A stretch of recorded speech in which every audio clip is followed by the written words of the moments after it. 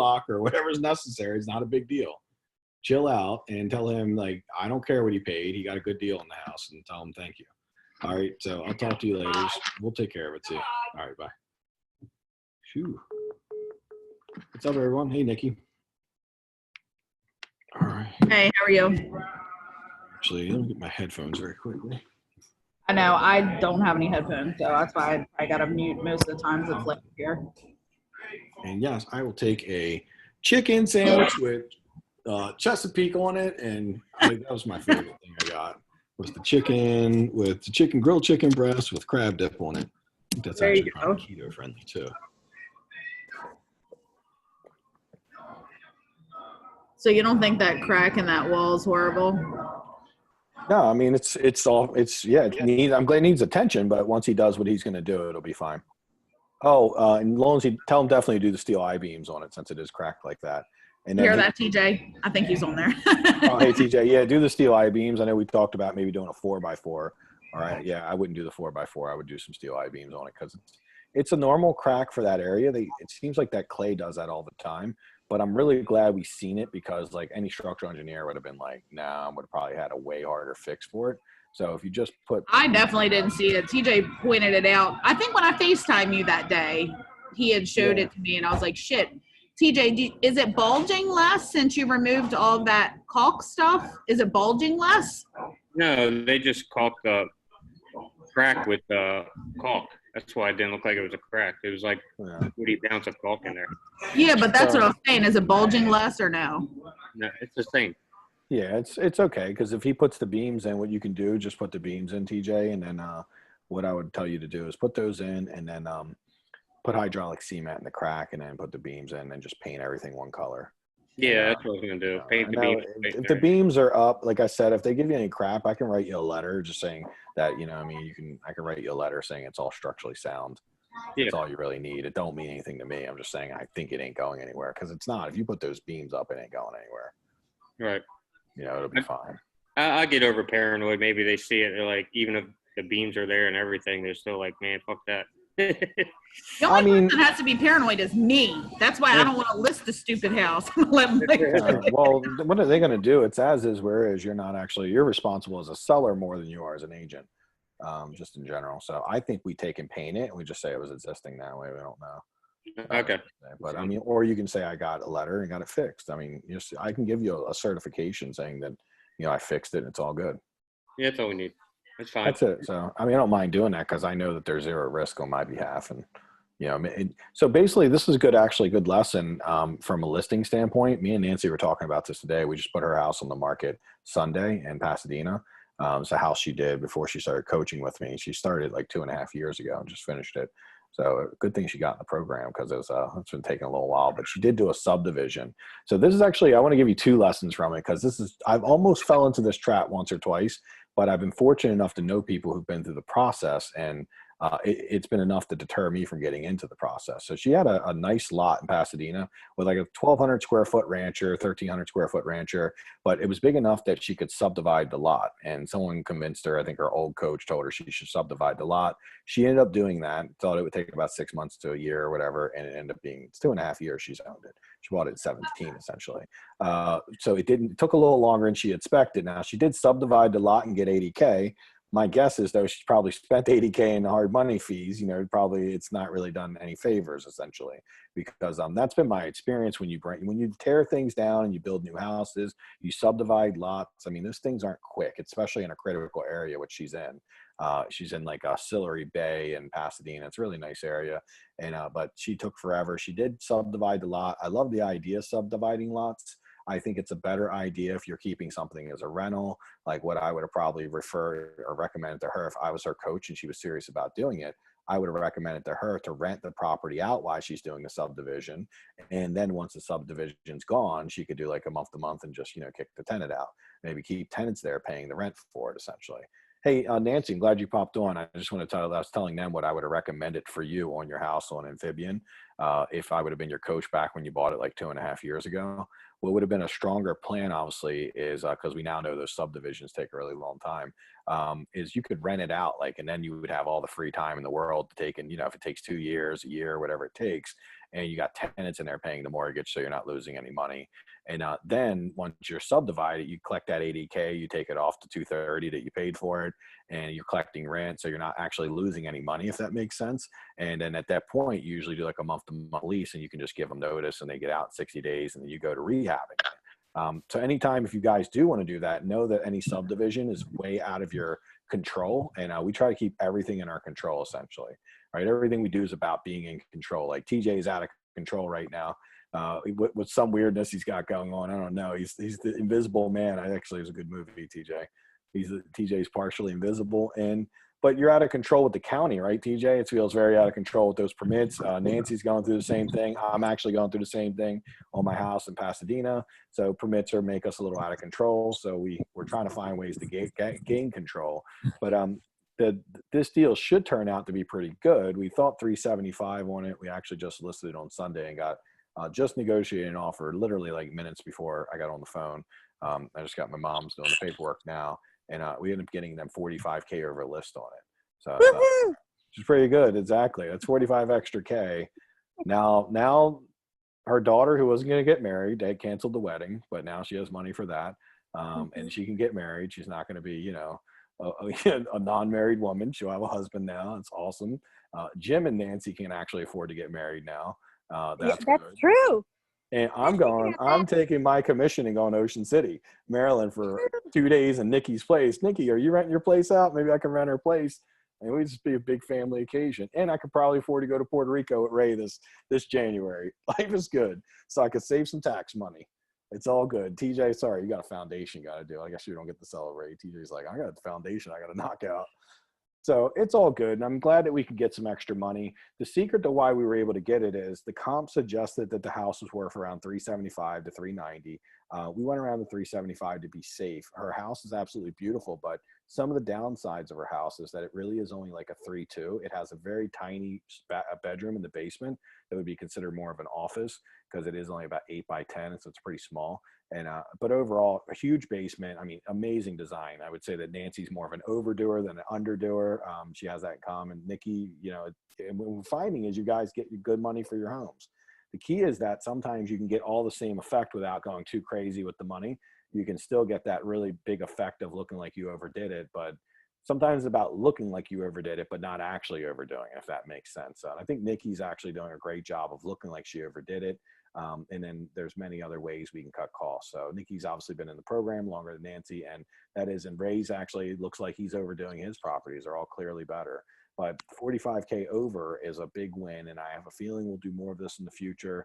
Nikki, for you, what I'd like to do is take a look at Nikki and TJ's house they got coming up. I actually seen it yesterday.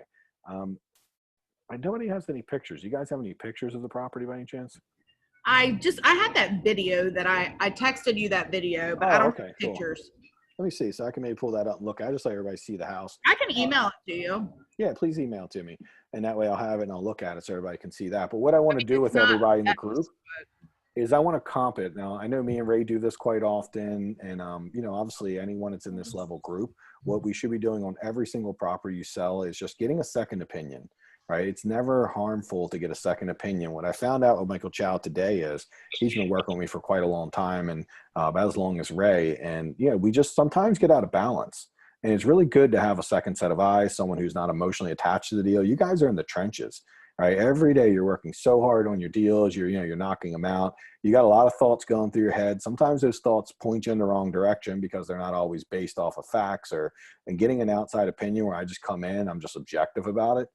It can often add a lot of food for thought, right? Something to really consider.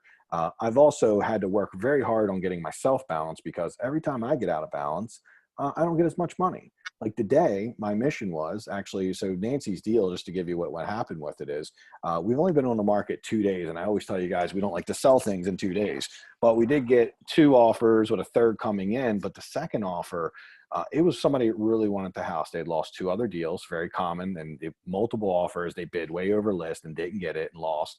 And now they're like, we really want this home. They're having a baby. They're super qualified, 800 credit. They want no help. They're VA. In general, they're just like really good credit, good security clearance. They love the home. They're like, we absolutely love the home. We totally, they said one thing that really drove us over the top was the Trex deck. said it was just phenomenal. And like, you could tell someone had spent $30,000 on it, which I think Nancy did spend around 30 on it, right? No. I'm messing with her because she put a Trex deck in. It looked, so Nancy's got great taste. It looked phenomenal. I almost didn't want to say anything to her because it looked so good. But then I was like, I felt like guilty by not saying anything because I figured she might do it again. And you totally don't need it. It was really, though, I will say that it was a great touch. And she's just got good taste. And Nikki, you guys have great taste. Ray and Hannah, everybody does. But it's all about having the great taste and keeping the budget. That's like kind of the win-win, right? We get both. We can keep the numbers down.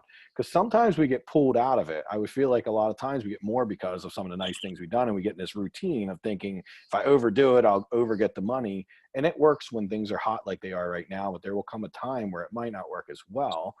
But bottom line is, as long as you're good with your pricing, you're sharply pricing, you'll always sell, and you won't, you just maybe won't make the big money. You'll just make good money. With that being said, the thing I broke for myself today, which is a barrier for me, I've never gotten anyone to go over their escalation. So they put in a 385 offer, which is 10K over list, with a $400,000 escalation. So, and I was able to get them up to 410.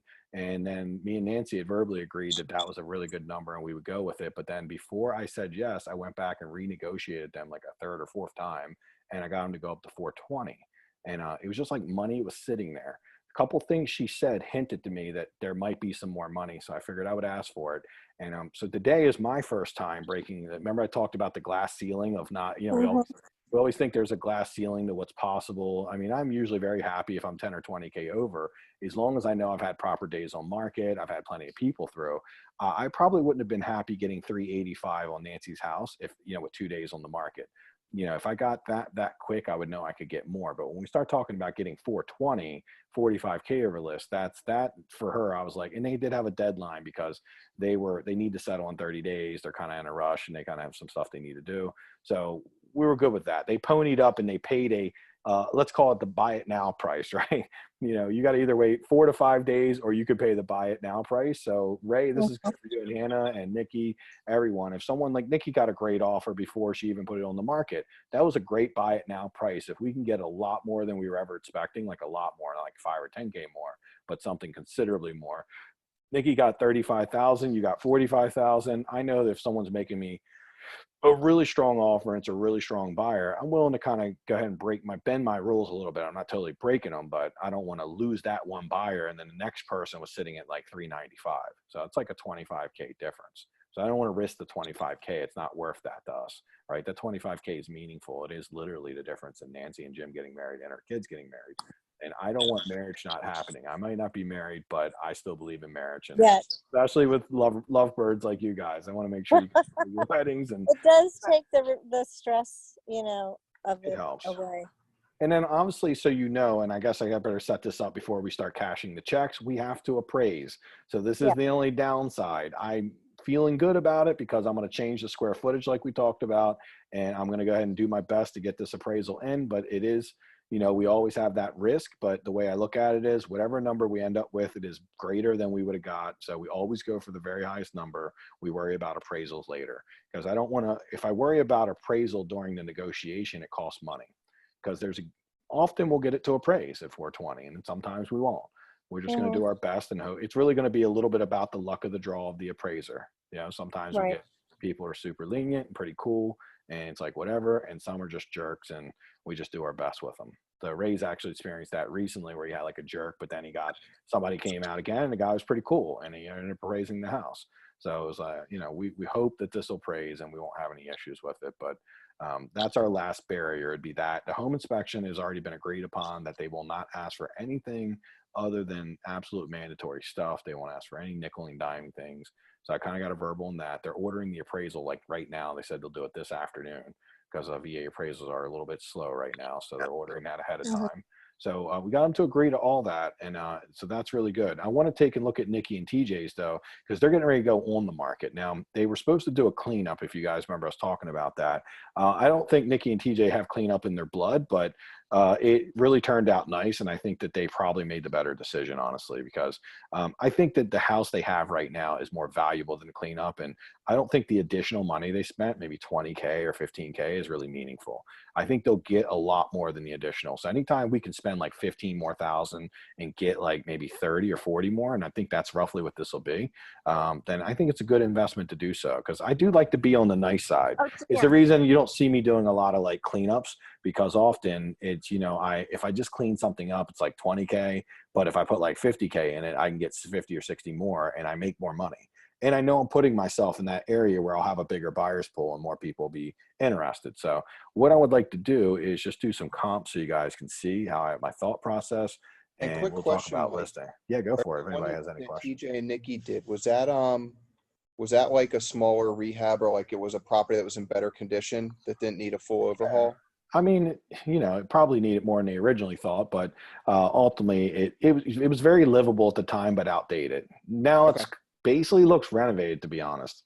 I mean, it basically looks like a renovation. It doesn't even feel like they really cut any corners, honestly. By the time they What'd do you a guys couple spend things, on it, TJ? What are you into it so far? I think it's about 30, but we Okay. didn't do any layout changes at all. So we kept the same layout.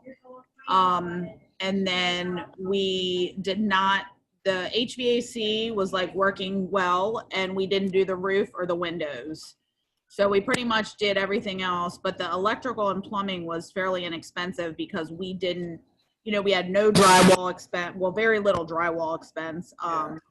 And it was, so right now it should be about 30, maybe actually a little less, to be honest, because I think when I checked it, what the last time was like May 18th, we were at about 24,000 that the projected spend was. But I think we're probably maybe like 28, 30. I'm not sure what we have a little crack in the foundation, what that's going to cost and everything when it's done, but 1,000 or no 2. more wouldn't than be like too bad. no, definitely no more than like, I'm thinking like 32 at the most. What's your address? 302 West Furnace Branch Road. Yeah, we got the whole floor up and took everything to the dump today. Oh, good, man. So you're on your way. Yeah. So Mike, the only one that I really saw that was very similar was, I think I texted you the address. It was the 513 Dover Road, was like pretty much the exact house. What's your square footage?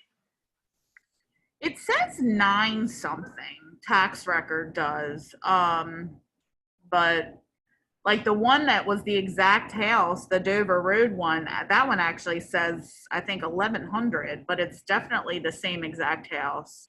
It could be bigger though, so I would assume that it is likely bigger. The square footage usually isn't incorrect, but so because you see this in Herondale all the time, you have to be mindful if something's 900 versus 11. It can just be the difference in having like a little more elbow room. That makes a pretty big difference. With that being said, as we're comping, because she does have very small square footage and she only has a 3.1, we actually want to kind of only really be looking at stuff like that and seeing what those numbers look like. So you'll not normally see me put this in, but I will actually put in bathrooms on this because she has 1 bathroom, which we don't always recommend to sell, but this is where she's being pretty wise. She actually knows the area really well and knows that 3.1 sell. She's only done 5 or 6 rehabs, and I think one of them was actually another 3.1 that she got a really great number for in Herondale. So this is it's an area where, a lot of these little homes sell and it's not uncommon. So there are plenty of comps. I mean, there's enough comps, especially if you go a little farther out. Let's see. We got bathrooms. I don't even pay. I've actually never put bathrooms in. Do I have the bathroom thing on here? I think Ray's Right garage- there, main level full baths. I don't know. Is that it? Right. Bedrooms, Yeah, right? right Oh, there. full bath. There you go. 1. Oh, there you go. I'm looking at the wrong So, place. all right. And now let's see. I think I got 500 days back. I mean, obviously the newer comps are going to be the best, but what I'm doing is I'm just kind of looking at like, okay, let's go from top to bottom kind of and just see what I like to look at everything and then see when it really starts to feel like our house. So, we see this is 0.2, pretty close. She is on a busier street, but like a reasonably not the worst busy street. This is a Cape Cod, 1,100 square feet, obviously a little better house, but I'm hoping it's renovated inside for the price they got. Yeah, it's renovated, but they got a crazy high number, by the way. So we're not, we're talking like a really high number. What number were you guys hoping, TJ or Nikki? I mean, I'm hoping for 240. I mean, if we can get Wow. 240, I'm like, I mean, full we finished like- basement, so we don't have that. So we might want to actually clean this up from. So let's see. We got to have. They don't have a basement, just so you know. This is that seems. They have one, but it's like you got to go outside to get into it. So technically, don't really have one. And this one's unfinished. The entryway basement thing, like even just having like a finished basement makes a big difference. I don't think over 250 around, like 250 was like pretty much having a basement, like maybe 260. Anything that goes over 250, most of them had. But I feel like I was just trying to not count the basement, and that the one on Dover Road was no basement. Hold on 1 second. This Zoom thing keeps getting my way. Crap. Crazy drop down. Screw me up. Let me just move under it. Okay, that's actually. All right, so I'm assuming this is probably a basement, similar square footage. I'm only looking at these just to get a feel for what the next level of the market is and, kind of what other people would notice or see. So here's a 211 at 845. I'm assuming it definitely has a full finished basement, not even really fixed up, I mean, for sure. But it does have a fully finished basement, which makes a huge difference. I mean, that's a pretty big difference bringing that. It's on West Furnace Branch, which is cool. That's on her street, so that's awesome. Here's Dover Road, the one that she feels like it's exactly her house. And see, I'm sure it does have a basement though, or it doesn't have one at all. No, it's Just a not slab. not one pictured, and there's not one even mentioned in the listing. So Yeah, no It's not basement. like So that. okay, cool. So you have no basement at all. You're 3-1, 1,100 square feet. It could be a little bit bigger. So they listed at 240. They got 240 minus 7. So the way I look at this, they only net at 233. We Right. originally thought I think the number we had in our head was around like 220, 230. Based on this comp, I'd be thinking 229.9 with the, hopeful intention of getting many offers and getting it up as high as possible. Literally just in some of the negotiation you can do, you might be able to get like less seller help. Right now, I'm actually seeing less seller help more than ever because people are a lot stronger and I don't know, the market's so good, you're seeing better people, but I'm sure you'll see some seller help. But, if you negotiate, we might be able to get this up 5 or 10K more simply just by better negotiation. The best way to get plenty of people in, and for everyone, when they see this, we want people instantly thinking like, oh, we got to get our clients there. This is an opportunity. We want people overreacting. We want them being really quick about it. And honestly, the number we get them to, it's irrelevant. So we know that if the market comes in and we're a week or 10 days on the market, no one offers over 230, doubt that's going to happen. But if it did, we would know that was the right number. And then maybe we get an offer and we get it done. Likely what's going to happen at 230 is you're going to get a lot of showings really quick. You're going to get a lot of people come through. It ain't going to be a fit for everyone because it is a smaller house, the basement, busy road. Some people are just going to be like, no. Some people aren't really even ready to buy. You know that, Nikki, right? Some people are just, I'm sure you've had clients that you like show them the world and they just don't really pull the trigger. So some people emotionally aren't even ready. That house creates enough opportunity. It creates enough problems that the people who aren't ready basically will just say no because they have all the excuses they need to say no. Now for the people who are really ready to buy, they'll find their way into loving that and they'll start figuring, well, I can make that work. Okay, I like this actually. Oh, it's really cool. It has the basement. They'll see it in more positive light. So you've got Dover Road at sitting at 233. You crushed that house. Obviously it's a little bit bigger, but when did this sell to? So that's a big piece of this. So this is real recent actually. Good. And this is not a very good house. But not in comparison to Nikki's. Nikki's house is obviously like always. I love the microwave that sits on the extra laminate top that goes over a foot. I think this is some straight rental. This is like it's horrible. It's horrible. I mean, that's It's what basically my horrible. thing is there's just such a limited pool of homes for sure. that are under 250. I mean, it's like Yeah. renovated homes.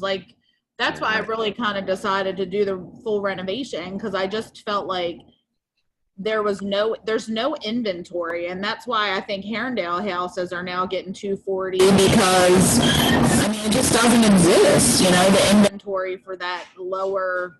The hell was that? Oh, I don't know, but it's so this one actually looks a lot like yours, except for the fact that it's not really renovated. It's on Wellham, which is right around the corner from you. Yeah, there's no inventory. I agree. It's a 3-1. It has a basement like yours. This That one had an RV in the background though. Did you see I that? don't think. I don't know if it comes. Maybe that's the addition. It has an RV addition. Comes with the house. The RV is worth more than the house.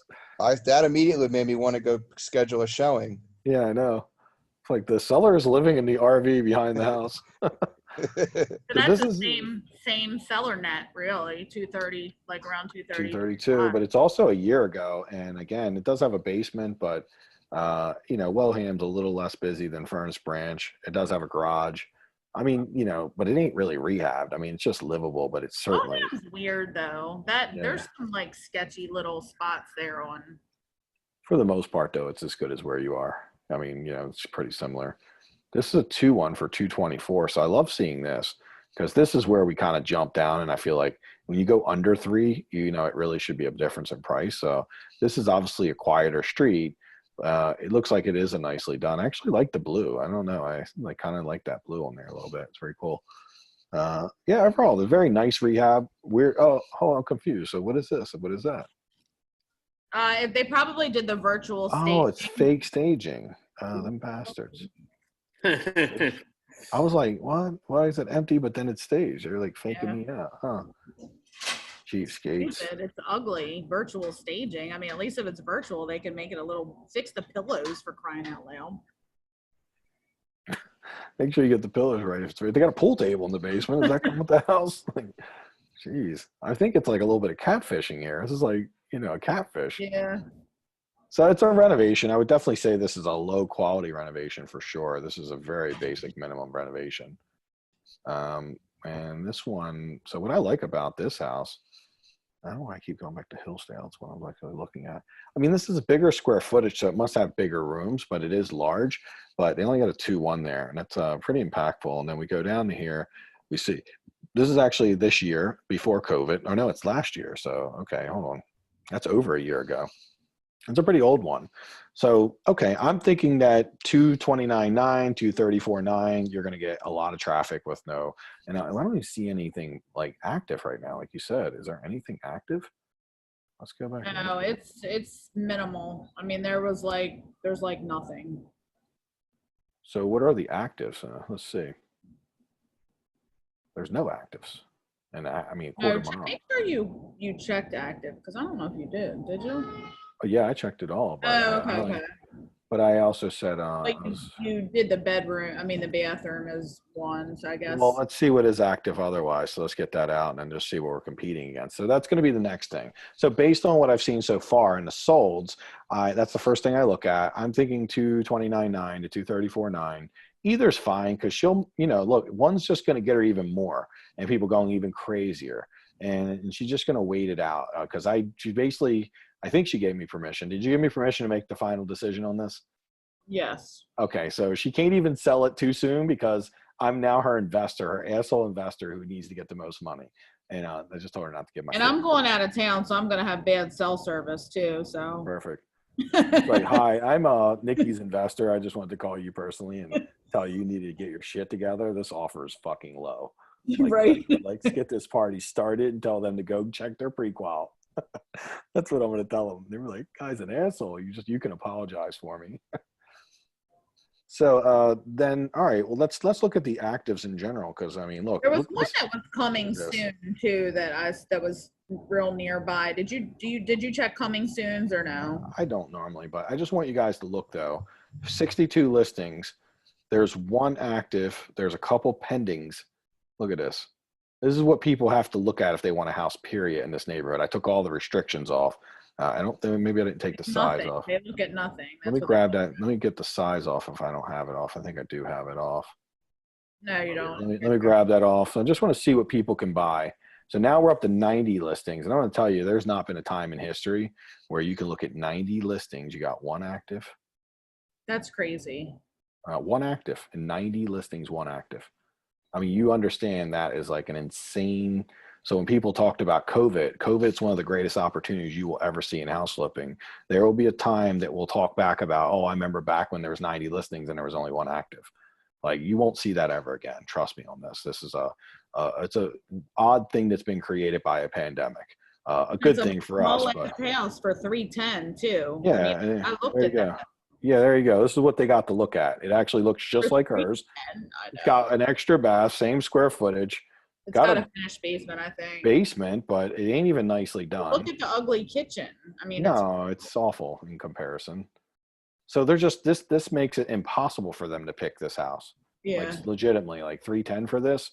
It's almost like, hey, there's nothing else. So guys, you're just gonna have to pay whatever we decide. And now I wouldn't want, don't run your business on this. Still, you got to run your business on numbers, but Right. it's interesting to know, like being able to get the 45K extra on Nancy's, know that when you get this extra money, there's a reason for it. Like Nancy's house was phenomenal. And the street she was on, it was just a really amazing street. She lives in a great neighborhood of Severna Park, and this Pasadena neighborhood is definitely inferior to Severna Park, but that felt as good as Severna Park, the better neighborhood next to it. And it had a little beach around the corner you could walk around to. And, you know, people were laying out on the beach like they were down Ocean City, and there was a little park. There was a marina. You could park your boat. Just a lot of cool amenities. So anyhow, yeah, man, that's actually, I didn't even know this before I just did this with you guys, but I didn't know there was 90 listings with one active. So yeah, I'm sure whatever you put it out at, then I wouldn't even worry about it. I'm sure you're going to get showings at almost any price.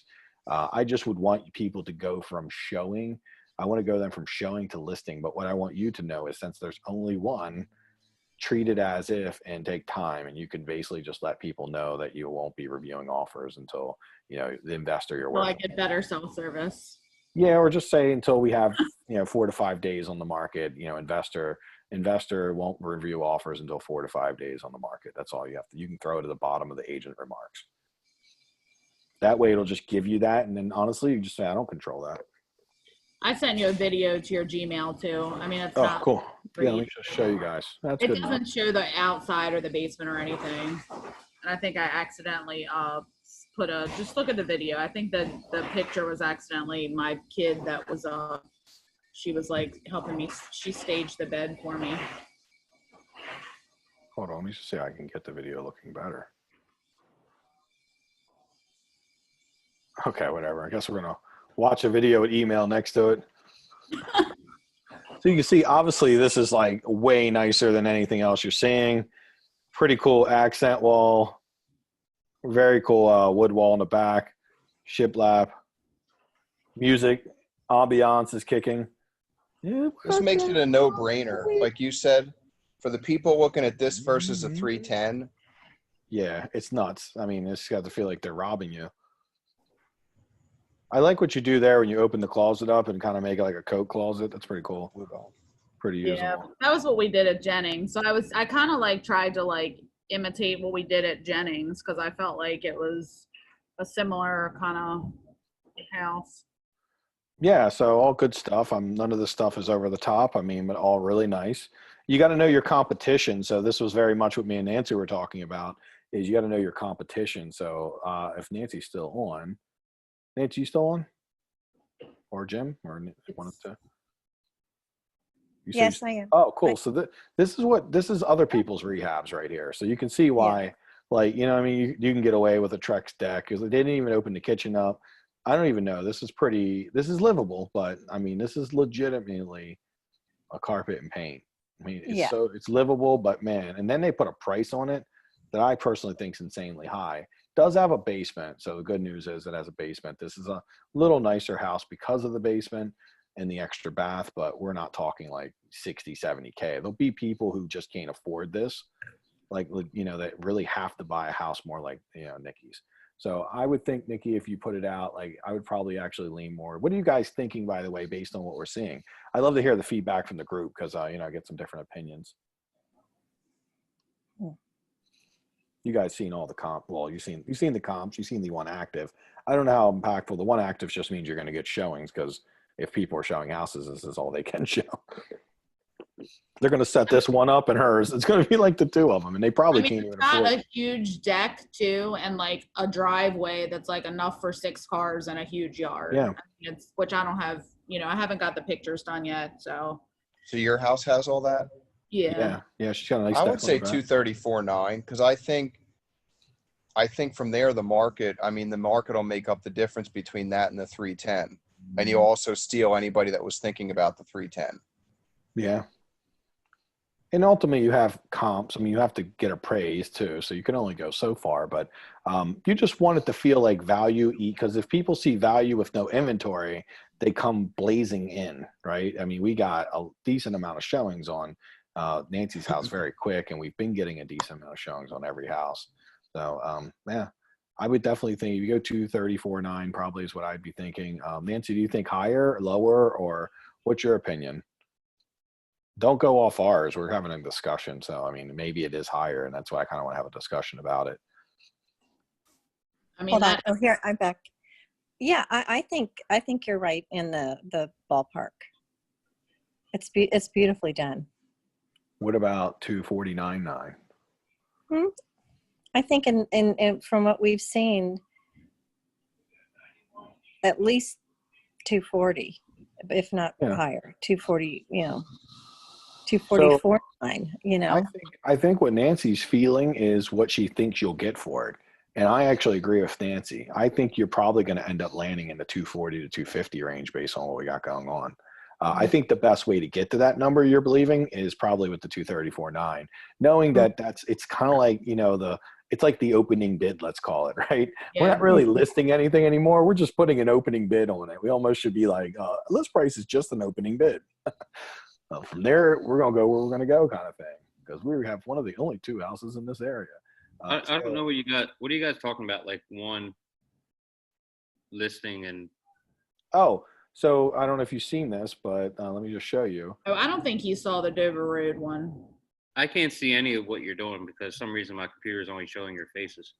Oh, good. Well, so what we were doing, All right, just forget it, TJ. I'll show you yeah, later. in a mile radius in Glen Burnie, we went back like, I don't know, we went back quite a while. There's 90 listings that came up. Only 1 was active out of 90. The other 89 were either closed or pending. About 3 or 4 pendings, 1 active, and everything else was not for sale, sold already. So there's only 1 other house beside yours to look at. So if they go in that area and they want to live in that area, they're literally going to go look at this house right here you can't see, which is 0.5 away in Pleasantville.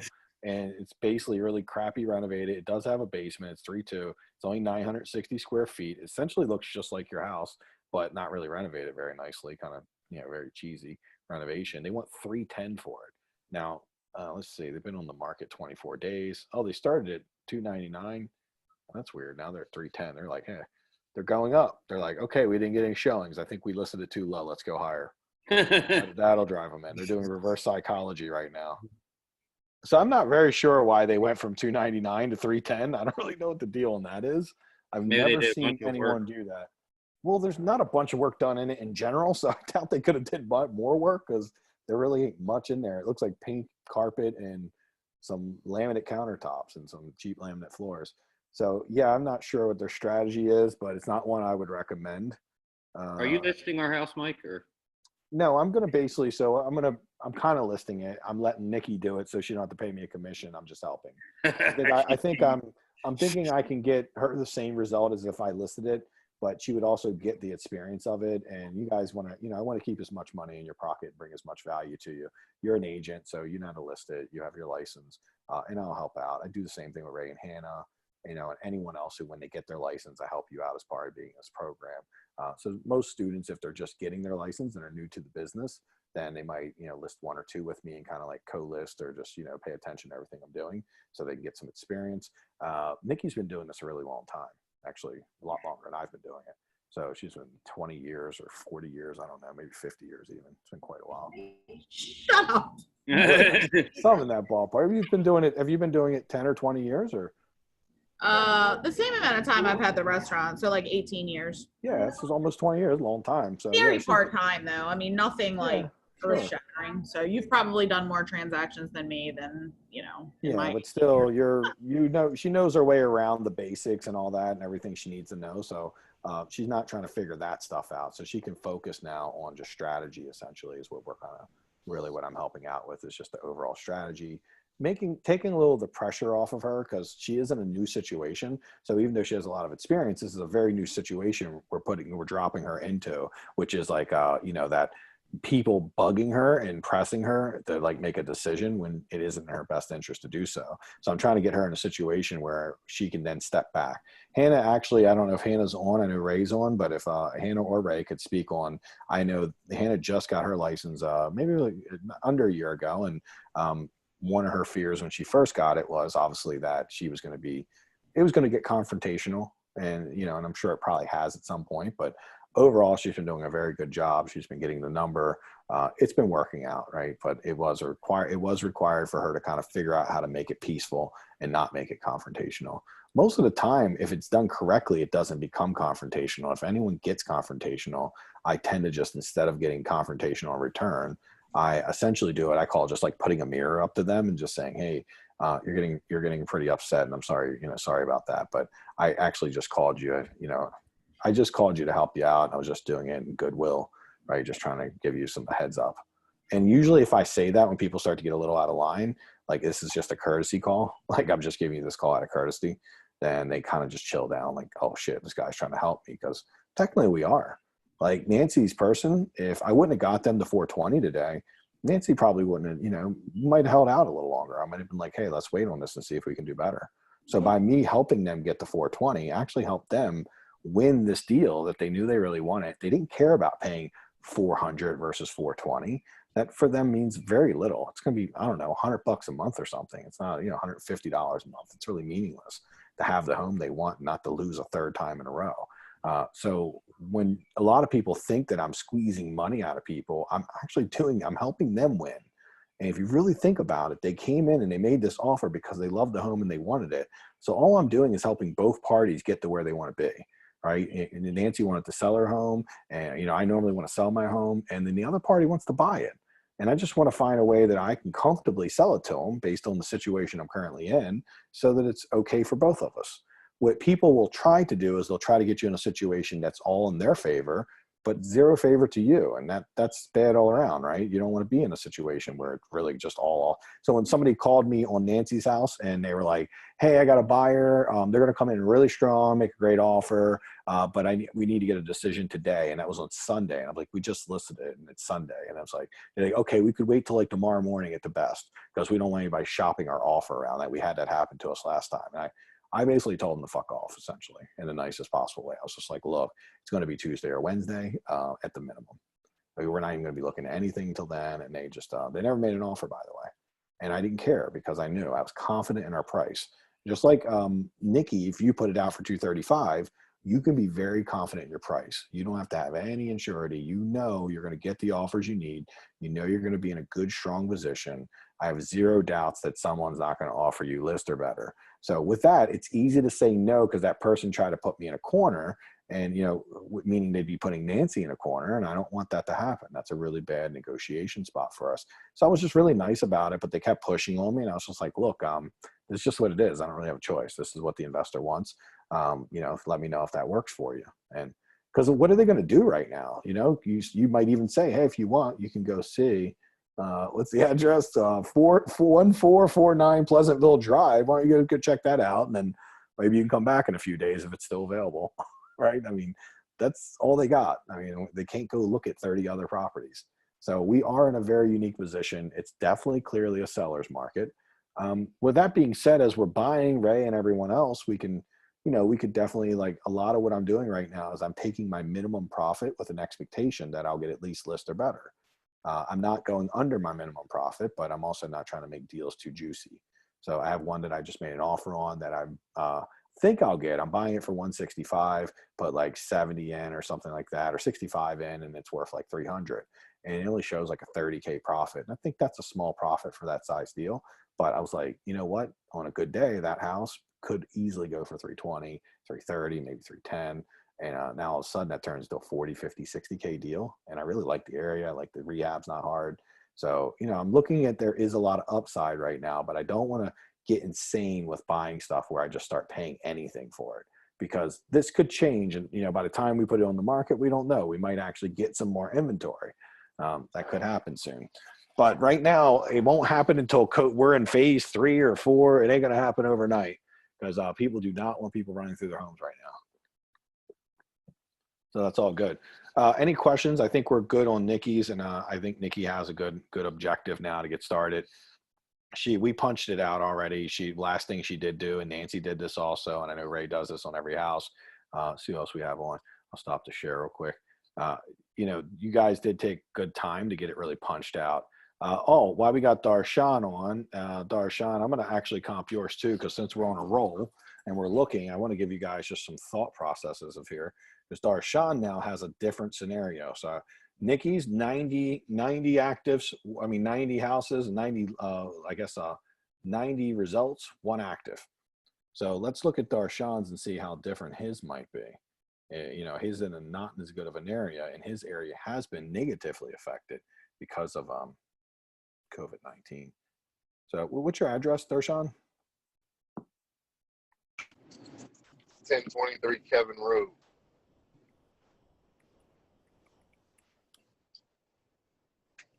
So we'll take a look at his and just see. So I like looking at his because I think it's a good learning experience also, because we want to look at each deal. Everything I just told you was really specific about AA County, Pasadena, Glen Burnie. These are really hot, desirable areas, good school systems, low taxes, just pretty desirable, right? There's a pit beef place around the corner, a lot going on.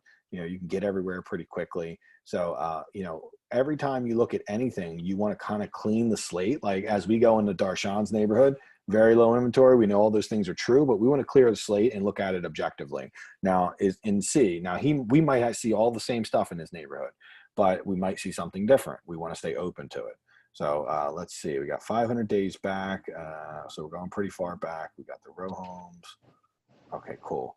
So let's take a look. First of all, we got a lot of actives and a lot of listings. So we can see just in general, there are more actives. There's plenty of actives, right? From like 130 up, there's other houses to see, but the good news is there's not a million other houses to see. So it's still pretty low in general. I would say normally in his neighborhood, it's actually worse than that. And you know what, this is not detached, is it? Let's see. Oh, that's like a new row home.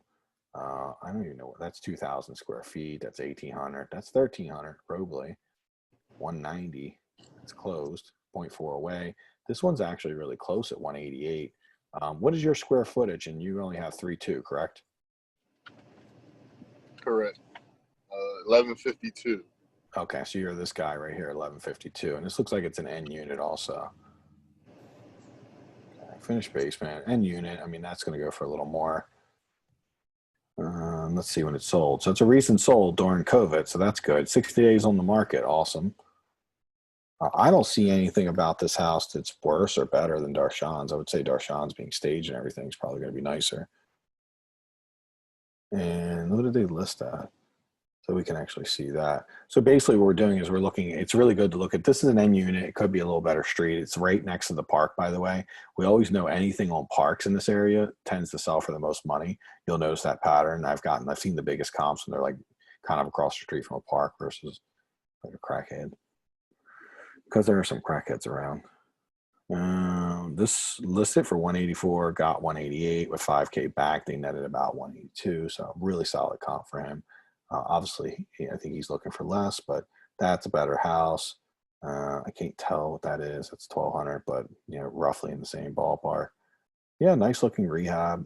Now, again, no better or worse than his. He has like the all-in, and he doesn't have that light. That's a pretty cool light. But everything else looks really similar to Darshan. Nice shower. I do think that these people are squeezing that 4th bedroom in. That's an N unit also. So N units, when you're talking row homes, N units can be worth anywhere from 10 to 15 more. So let's see. So we're on Robley. We're also on that street. What we'd like to find, obviously, I went back quite a ways because I'd like to find one on his street on Kevin. Now this is Colborne. It's N unit again. So we're going to pass on that one. This is Edmonton Avenue. So I don't even know how to explain this. This is like 1,700 square feet. It's a little different house.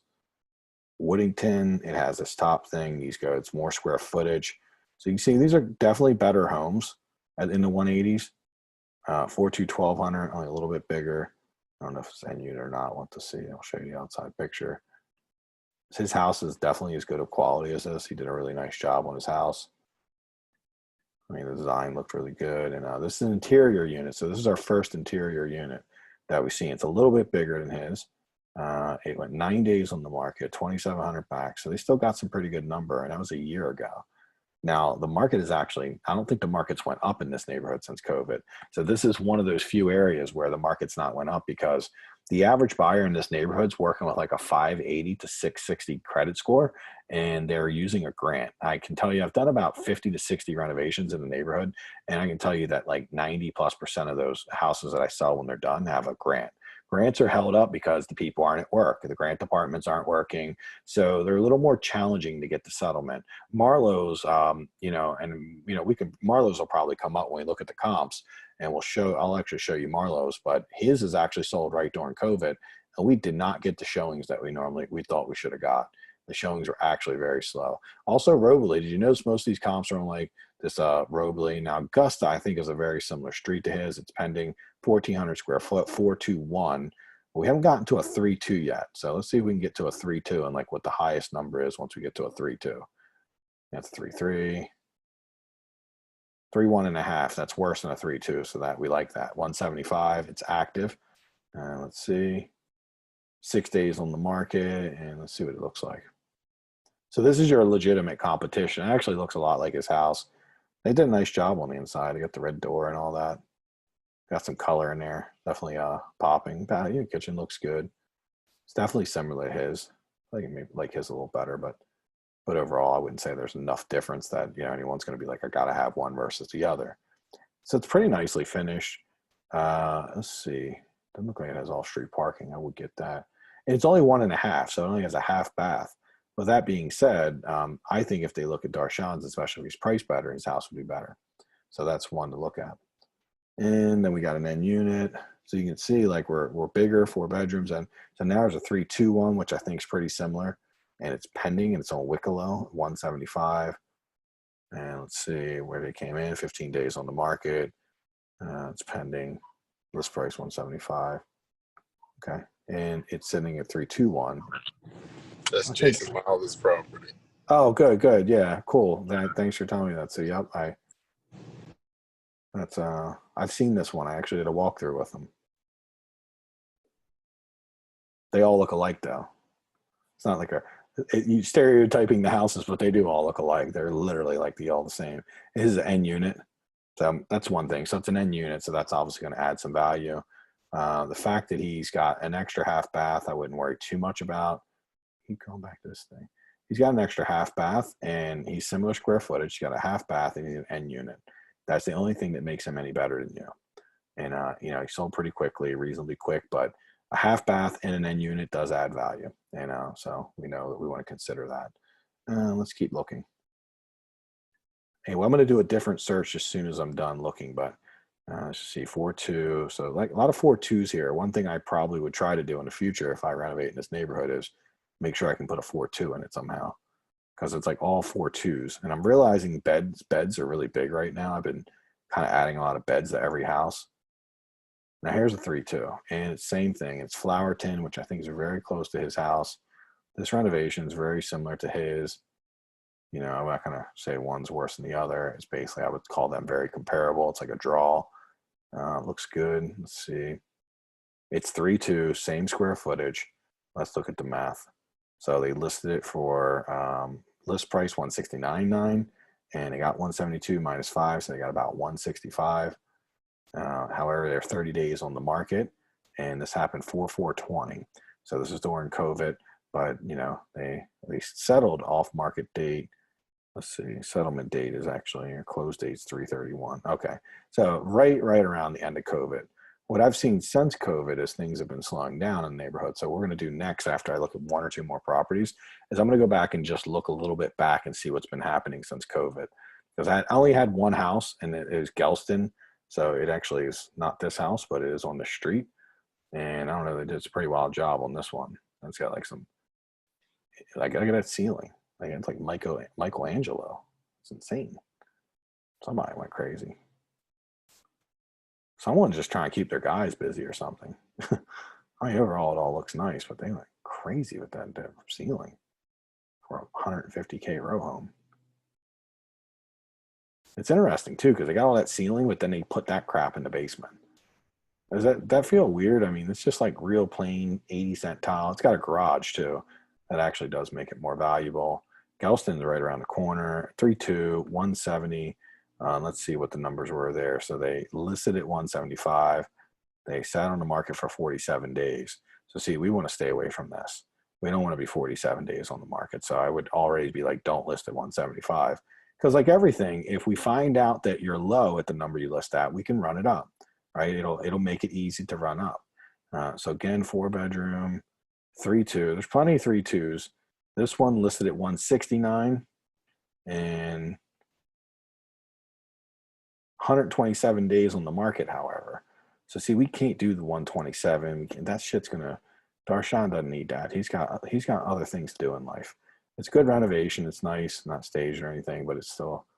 I mean, not my favorite. I'm not overly impressed with it, but sure they could at least stage it.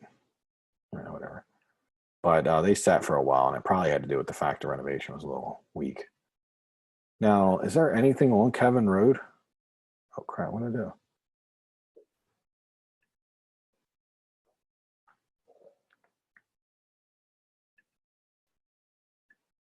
Oh, cool. Oh, crap. I just went right by it. So now here's a Kevin Road. Now this one's pending and it's really close. 169, interior unit, 3.2, exact same square footage. Nice rehab. Didn't open the kitchen up though. Like Darshan really opened his kitchen up. I mean, this house I feel is definitely inferior to his. This is definitely like, I mean, it's nice, but it's not as nice as his. He's clearly got a nicer property. That's weird too. They use red tile on the floor. I found some extra tile somewhere. Okay, well, I would say that, let's look at the details. 32 days on the market, off-market date 5/23. Looks like close date 6/30. Last list price is 169, but 32 days. So, you know, I probably just based on this, I don't know, what are you guys thinking based on what we're seeing as far as for Darshan's list price, so he can get it, like make sure he's getting plenty of buyers. While you're thinking about that, I'm going to do a quick just check on what it looks like if we just go back like 60 days.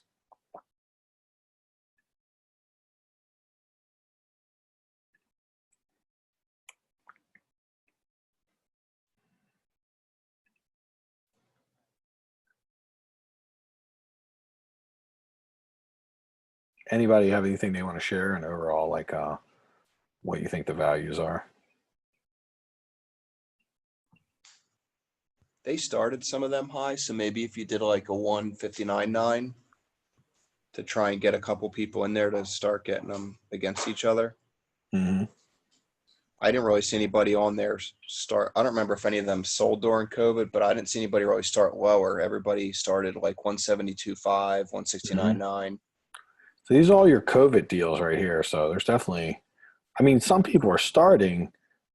So that's 66 days on the market, but you got stuff like this sitting. We'll look at that in a second. There's 113 days, 158 pending. Now, what's that one? That went pending in 6 days, right? Go up one. Mm-hmm. That went pending in 6 days. Is that near his or yeah, 0.3? Pretty close. Yeah, it's all similar neighborhood. I mean, sometimes it is street to street. Yeah, it's a full renovation. Looks nice. Does you have a finished basement, Darshan? He does. Okay. Yeah, Where did they list that, Mike, out of curiosity? Because all the others were like 47, 113. They listed it 55, and they got it sold in 6 days. So they might have had multiple offers then. Well, yeah, we don't even know where they end up, right? I mean, but also I would say that in general, it's not quite as nice as his. You know, It's like, it's pretty good. His is a little bit nicer because you did a nice kitchen, but then they were kind of chintzy on the bathrooms. His bathrooms actually look really nice. And his is an end unit? His is an interior unit, so that is important. And this is, I think, an interior unit also. Okay. So there's Kevin on his street. This is not actually – so now this one's not even fixed up. So that's a great comp. I mean, it's nice, but I mean, it's like, you know, livable, lived in for sure. It looks renovated, just a little older and outdated. Nowhere near as nice as what he's got going on. Got a nice parking pad, got a gazebo. I don't know. It's interesting when you see, oh, it's active. Never mind, guys. I'm like, dude, I'm surprised. Yeah, that's a coming soon. Yeah. Okay. Got it. That ain't happening. Okay. So I don't know. I mean, I think, you might be right. That's a pretty good ballpark. Anyone else got any feedback they'd like to give Darshan on what they think a good list price would be, or, you know, where they think that it would be? Make sure he gets plenty of showings and then he can negotiate up.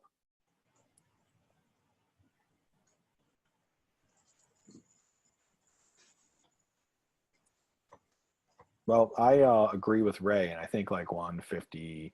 Actually, I think somewhere around like 159.9 is what I was thinking. Probably 160 seems like you'd be really sharply priced, which means maybe 165. I wouldn't go higher than 165. I think if you go 160 higher than 165, you run the risk of being high days on market. In our system, the reason we can't take the risk of going overpricing is because the only way you protect yourself from sitting on the market forever and never selling your flip is that anytime we sit on the market for 3 weeks and we don't get an offer, well, we know we've gotten the price wrong. And How many actives were there, Mike? Like how you check the actives with Nikki and TJ's? There was more, but let's look at them and see. Yeah, like what's his competition? Like Nikki and TJ's was easy because there was one at 310, so we knew that they would smoke the active. Yeah, let's take a look. Let's look at the actives as our last piece. Because it sounds like he has a superior property, so they should have no problem negotiating. Definitely a good property for sure.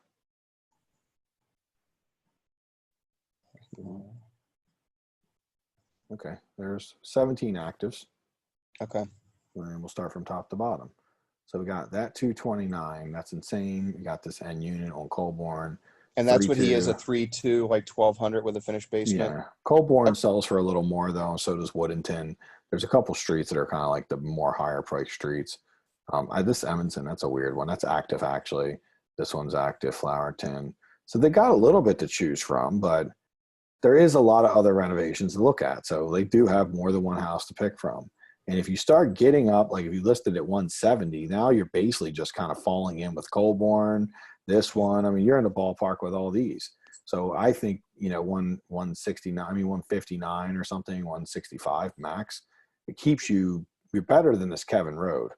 That one for sure we've seen. You're better than the Cranston we've seen. You're better than almost all these under ones, right? So I think that if you're at 159 to 164.9, you're going to come in at a very sharp price that's going to cause people. Because when you have enough competition, this is a decent amount of competition when you think about there's 17 actives. There's 1, 2, let's see how many are actually 3, 4, 5, 6, 7, 8, roughly 8 people that are actual competition, maybe 7 to 8 people. So they do have other houses to pick from. It's not like they're just going to be fighting over Darshan's. Also, they have the buyer's pool's definitely been reduced in that neighborhood. So there's plenty of properties and less buyers. I would say that you would clearly want to be in the right ballpark on this, just because in general. So, and let's see. Oh, these are actives, but you know, and Marlowe's ended up selling. We listed for 159.9, and Marlowe's actually, I made him the same recommendation as you, and his actually ended up in a month. It was right at the beginning of COVID, but in 30 days or close to 24 days, 23 days, he got 5 showings. One guy didn't show up, so really only 4 people came, and we ended up getting 1 offer, and that offer was for full price minus 10K.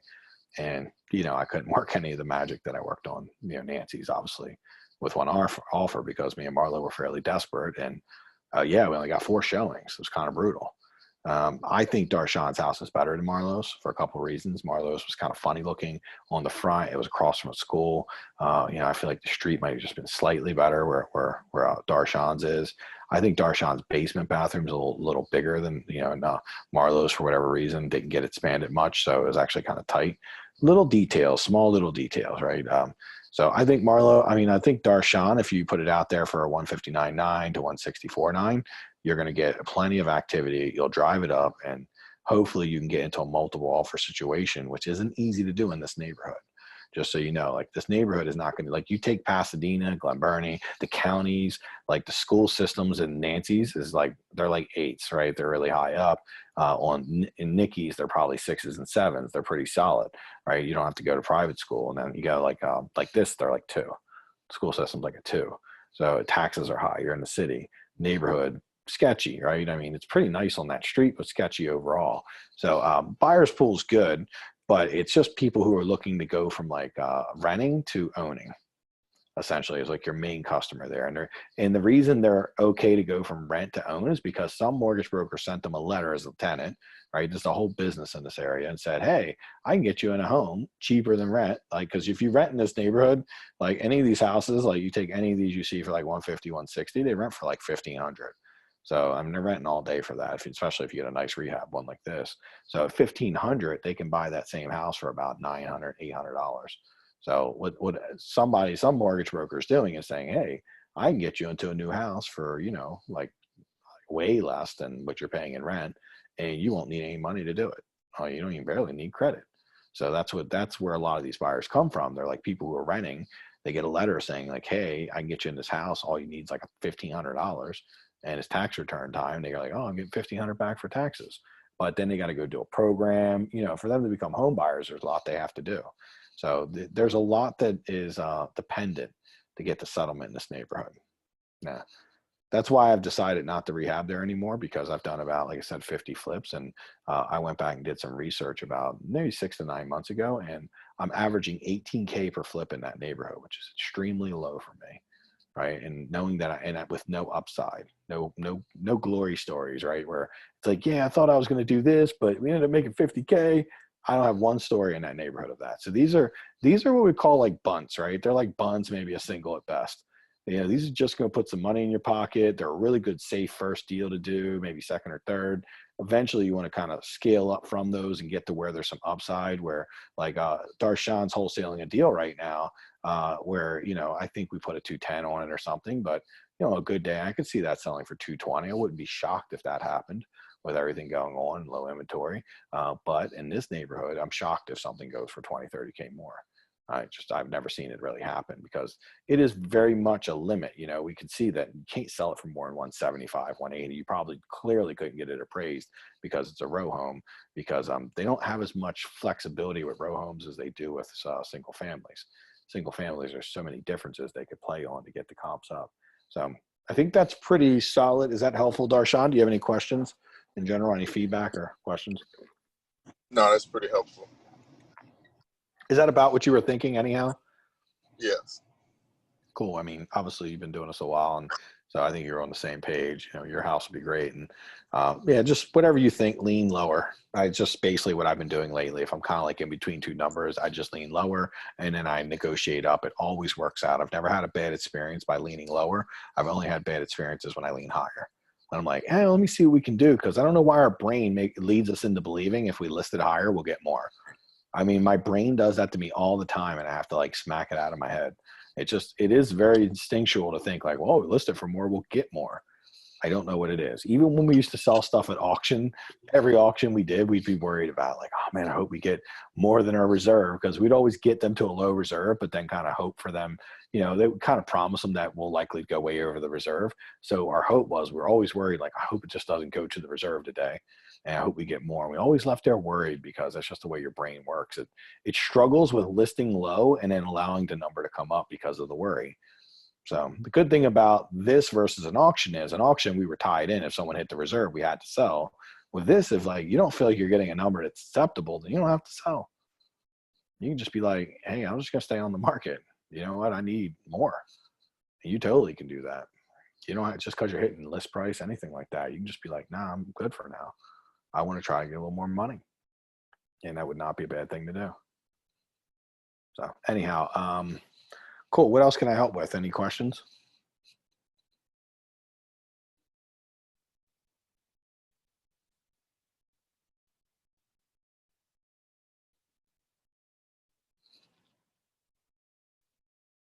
Nancy, Jim, Ray, TJ, Nikki, Ray.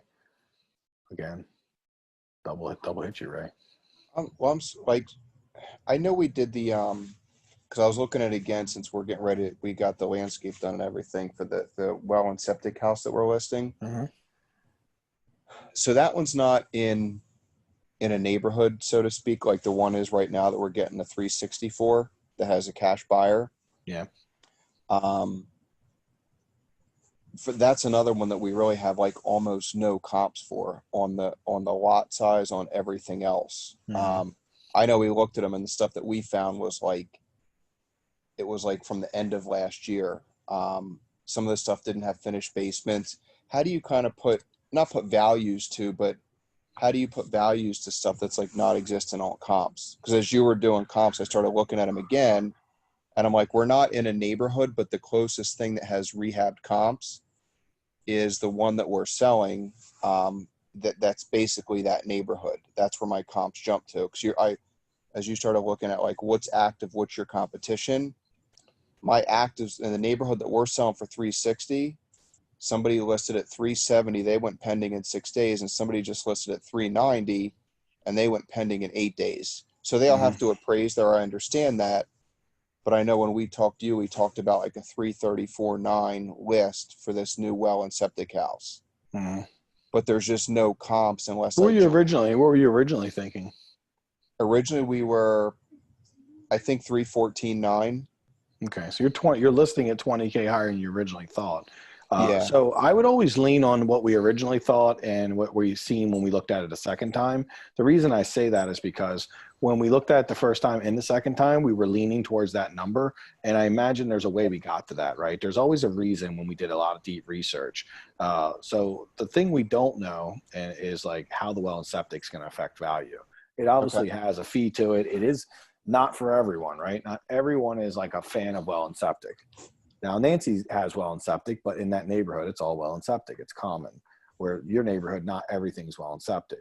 You do got a great lot. I think that offsets the fact you're not in a subdivision, but some people do like subdivision. So it's tough when you pull a comp from a subdivision.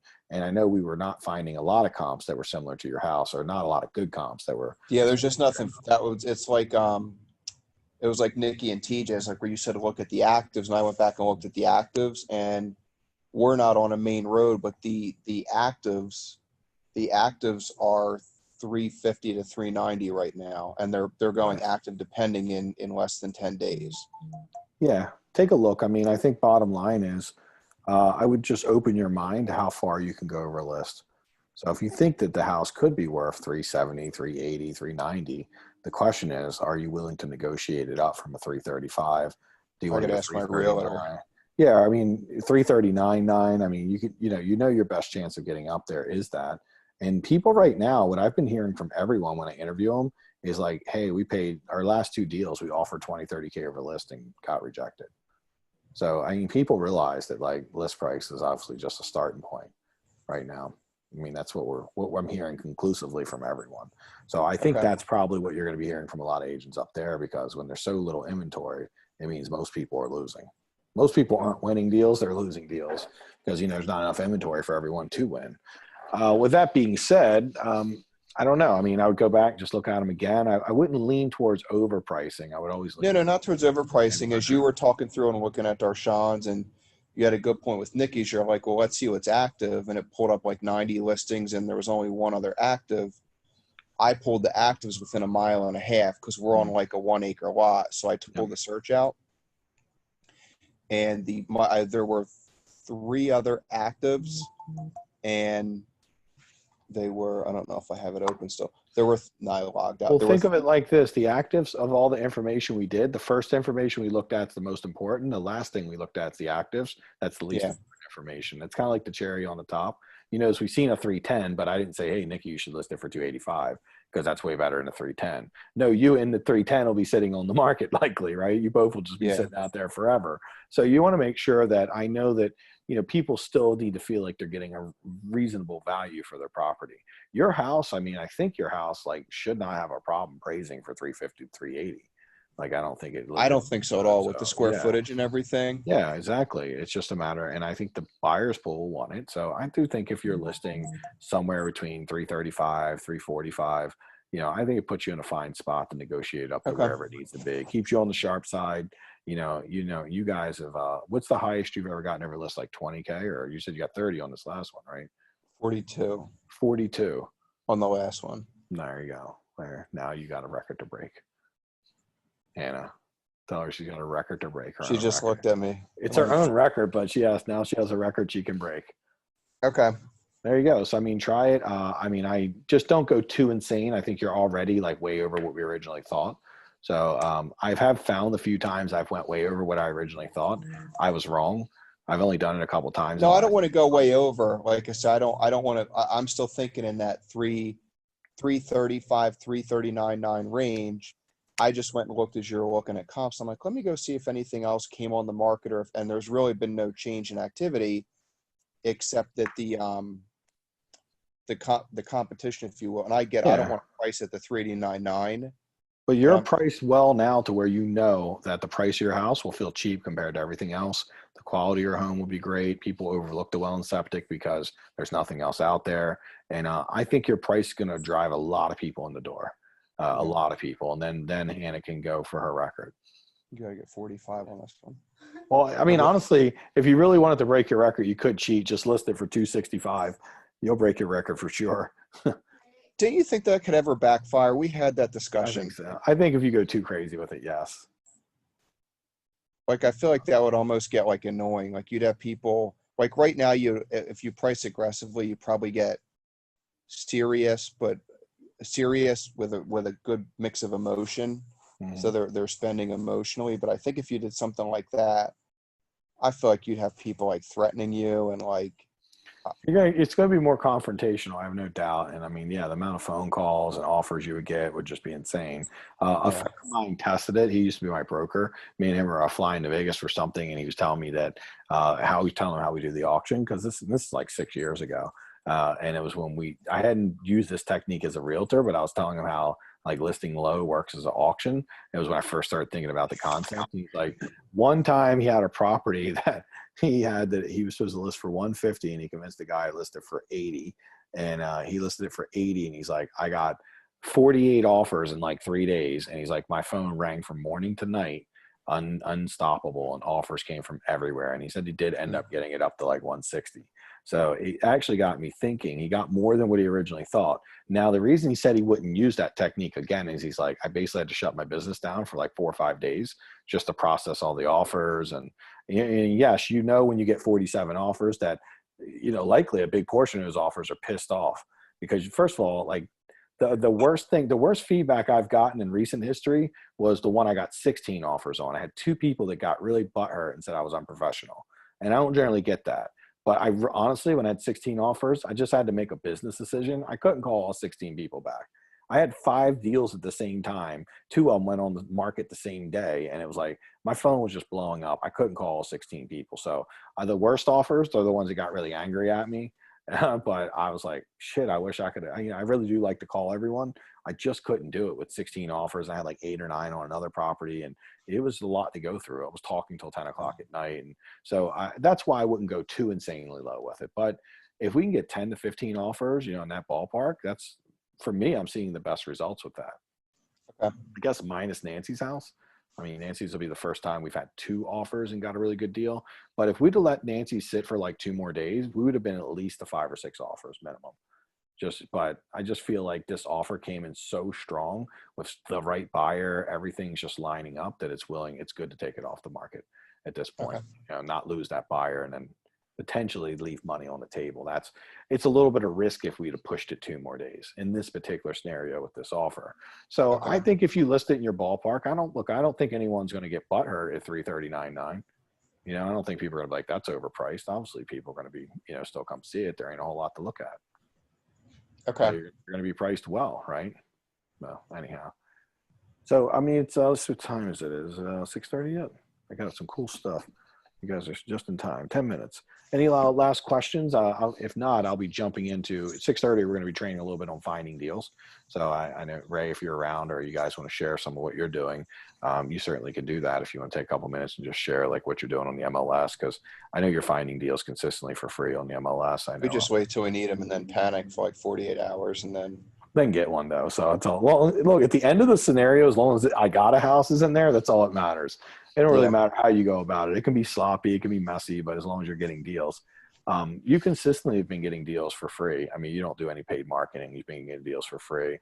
I think Nancy and Jim doesn't do any marketing currently. I know Nikki has not done any marketing.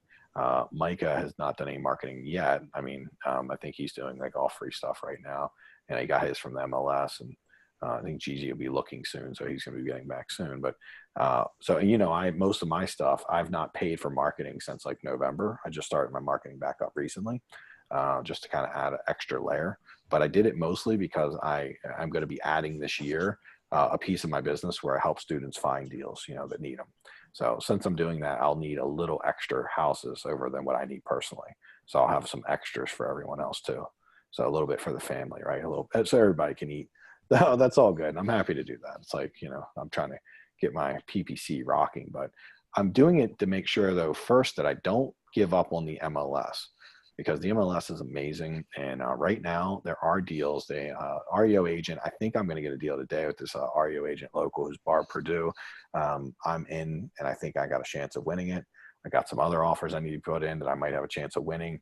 I can tell you, whenever I put my heart to it, I put a couple weeks in of making offers, like 1 or 2 offers a day, do it for 2-3 weeks. Something always shakes loose. Right. But during that time, I always feel like the MLS is done, man. Oh shit. It's done now. It ain't going to happen, man. Ray feels the same way. We talk about it all the time. Like up until the point where we actually get the house, we always feel like it's, I think that might be it for the MLS. And I don't know why me and him go through this every time, but I guess it's because it's not instant enough for us. It's like we work on it. Even like, I know a couple weeks doesn't sound like a long time, but when you're focusing on it every day, it does feel a little bit long. But it's really not that long in the grand scheme of things. Because if you think about the fact, if you were just putting 30 to 60 minutes a day into the MLS and just looking for like maybe one good property a day to make an offer on. So maybe you're just doing 5 offers a week, 20 offers a month. That would be enough to get you around 8 to 12 deals a year off the MLS. And I'm talking wholesalers MLS. So you would need about 30 minutes to an hour a day to make that work. The consistency of doing it 30 minutes to an hour a day is actually the secret to how you make that work. If you don't do it consistently, then you miss deals. There's been a couple recently that I was on and I missed out on. I didn't get them. So actually, of the 3 I've got in the last 5 weeks, I probably missed 2 of them that I would have been very likely to get. But I looked at them. I thought they were pretty good opportunities, got really busy with work and everything going on, and just didn't go see them for a couple of days. And then I just got behind the 8 ball and people just beat me to the punch. Right? And I was slow, basically what I teach you guys not to be. The way I know that being slow is so bad is because every time I'm slow, I don't get a deal. So anyhow, it's and I watch them go away, and then I study what worked and what didn't work. And commonly, I see my biggest mistake is that I'm just not fast enough to the punch. Good news is when I really, really need a deal, like Ray, I'm on it, right? I'm fast, and I'm, I just don't bring that level of intensity when I don't really need deals. So I've noticed that I definitely have an internal filter that makes me go at like a 7.5 versus a 9.5 to a 10. When I really am like, holy crap, I need deals. It's like at 9.5 to a 10. And when I'm like, I could take one or not, like I'm okay either way. Then it's more like a 7.5. At 7.5, I don't get many deals. When I get to that 9.5 to a 10, I get a lot more deals. I want you guys to think about that, because I imagine some people listening right now are probably sitting at like a 6 or a 7, and they're in that place where they logically know they want deals, but in their heart, they're not 1,000% committed. And that little bit of hesitation is enough for you to not get deals, because you're just a small little thing can self-sabotage you, right? You can start doing little stuff like taking an extra day, thinking it over a little too long, not being fast to the punch. But whenever there is a good deal in hand or in front of you, speed is the key to getting it. Right? Speed is always the key. The wholesale deal I got, the guy called me and said, hey man, I'm getting ready to put that out. Fortunate I'd seen it with another wholesaler and passed. So when he was like, this is the deal, can you give me an offer? I was like, yeah, I can give you an offer. It's this. And he's like, oh, are you sure? Do you got to go see it? I was like, no, I already seen it. He's like, well, I don't have a lockbox on it, so I can't see it for a couple of days. I was like, oh, cool. I got the lockbox. You want it? And I actually still had the old wholesaler. So I was like, I know the number and I'll give you this. And he's like, okay, I'll take that. And we made a deal, and it never went anywhere. So that was as fast as it gets, right? I was the first guy he called because he knew I was looking for a house for some random reason. I just put it out to the world. He just seen a Facebook post or something random and just said something to me and reached out to me. He cold called me. That's what it was. He cold called my uncle, my project manager, and try to, some reason my uncle was coming up as the phone number or something. And he called him and he's like, no, call Mike. And so he called me and he's like, yeah, and I got this deal I'm working on. He told me the address. I'm like, yeah, let's do that one. You got it signed up? He's like, I'm signing it up. I signed it up this morning. I'm like, let's do it. That's how quick I was in on it. I don't think that he would have sold to anyone else because I have a vision for it that most other people don't. But with that being said, at the number he had, that was much better than what the wholesaler had it beforehand. So speed is usually what works, bottom line, right? Speed is pretty awesome. So what I want to do today is, and this is going to be pretty good. First, I'd like Ray. Can you give us any tips about the MLS in general? Just, what do you feel like some of the things that are working for you really well?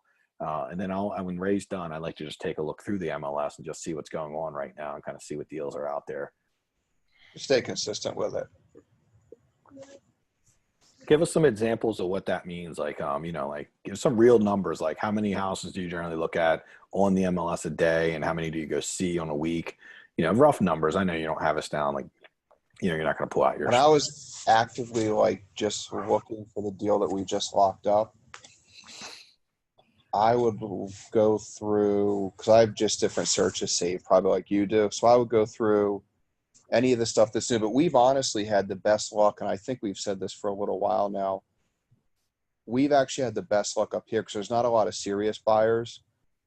They'll be willing to overpay, and the banks will accept it because they think they're going to get a good number, but there's inspection clauses on there. So the one that we just got, he's like, listen, the deal fell apart twice on inspections, and we said, it's been on the market for like 500 days, and it kept falling apart. So we keep getting a lot of like rebound stuff. And then even the little Cape Cod, he had it fall apart twice, and somebody could have moved into both of these houses. That's why you're getting it. Yeah, somebody could have moved in, but so that's honestly been like our target is stuff that a homeowner could move into. But most of them, like you said, the legitimate buyers pool shrank, and they're coming in with their financing. And once they get these inspections, they're freaking out. Mm-hmm. So, Yep. And the banks, the realtor said to Hannah, he goes, listen, we're going to accept your offer.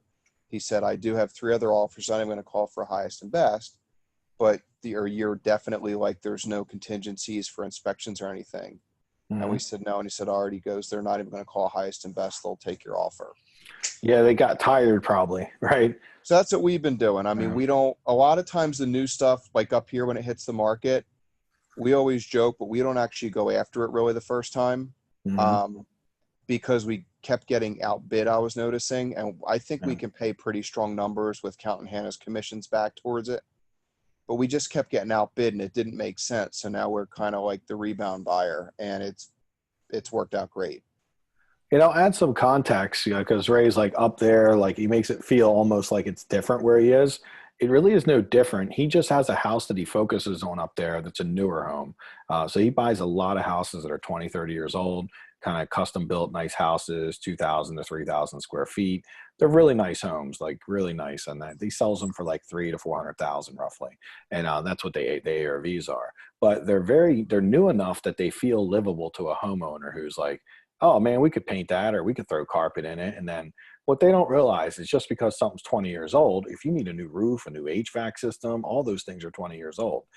Ray can sometimes spend 70 grand on plus, right? Maybe 70, 75 grand. We did it twice on the current flips. What a house that was like absolutely beautiful brick, like colonial home that's built in 2001 or 1999. He can spend that much money, and that's Ray's cost, right? So a homeowner was to get it up to par. They'd be 100, 150K into that. So when they're outbidding Ray and they think they're getting a little bit of a discount, they quickly realize they bid off more than they can chew, which is very true here, by the way. So if you're in a highly competitive neighborhood where a lot of people are overpaying for homes because you're fighting against homeowners because they're newer, then your best chance of getting them is after they fell apart a few times and just saying, hey, I'll be the backup offer. Right? That's going to be your best bet. Now, when you get homes that are in really bad condition and they're only going to sell to an investor like someone on the call, those homes tend to be something you want to go after immediately because they won't really fall out of contract very often because, like, give you an example, Glory's home, a lot of foundation issues, only an investor's buying that. No homeowners going to that house saying, I think I can fix this up. No. So like most investors actually follow through. So Ray can probably tell you that, I don't even know, but the numbers are probably 70, 80% of people that go in contract fall out of contract when they're homeowners who think they're going to fix it up. When they're investors, it's flip flop. So it's going to go to settlement 80+% of the time. So your window of opportunity is much smaller. So we don't want to give an investor a first shot at a deal, but we almost are okay with homeowners having first shot because we know how often they'll fall out. And then once the bank is butthurt because they went under contract and fell out, it puts them in a unique position when 30, 40 days later, they don't settle. Now all of a sudden they're more open to working with an investor. And God forbid if it happens 2 or 3 times, like Ray said, if it happens 2 or 3 times to the bank, they're certainly going to get like, hey, let's take less. Let's get a serious buyer. We're getting done with. They start getting frustrated. You think they're human beings. They're doing all the work, right? It makes them look like crap when it keeps falling. And the out. agents are more transparent too, because they don't want to lose their. He said, he's like, this is my biggest client. He's like, I can't decide who they pick. I have to bring them the offer. So they're more seriously motivated too, because they want to look good to the investor. True. It's a big account for them, right? That's a lot of business just coming their way. So know that Ray's strategy is part of our strategy. Ray's focus is newer homes, so he uses that strategy predominantly. It's more of a secondary or, a third, level stuff that I would use because, I don't work with many new homes. My focus here, and we got a little older homes, is that I get stuff quickly and early that only investors likely will bid on. So what we're looking for in Baltimore, we're looking for stuff that clearly a homeowner wouldn't touch. So we can get in early, we can scoop up on it. And I actually love things that are nasty enough that other people are going to run from it some. So that's kind of it. I'll give you guys a great example. Let's see. I'll show you. I told you we'd look for some deals. So let's screen share, and I'm going to show you guys some stuff. And we'll take a look. And I'm going to give you some quick stuff. I'm making offers on a lot of stuff. This was stuff we were just commenting for the last class. So we'll do a quick search. This is the search I do every day, and I'm just going to show it to you quickly. It doesn't take me a lot of time to do. I keep it kind of real simple. Let's see. Okay, county. I'm going to put my glasses on so I can actually see everything. A County, Baltimore.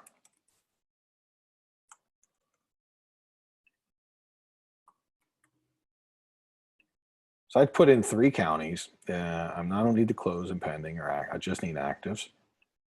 Oops, if I can get that to actually go off. And list term, I'll usually go, if you're doing it new, you can go back 60, 90 days even, whatever you want. Oh crap, that's years. Don't go back that far. All right, let's do some months here. We can go back all the way to March if you want, doesn't matter. Get some time if it's the first time you've done it. Let's see. So that's going to give me, a little bit of a window. Now that's a lot. So hold on. I do need to put price in it. So I only look at like 50 to like maybe 200 max. We don't want to see anything more than that. That's taking it down.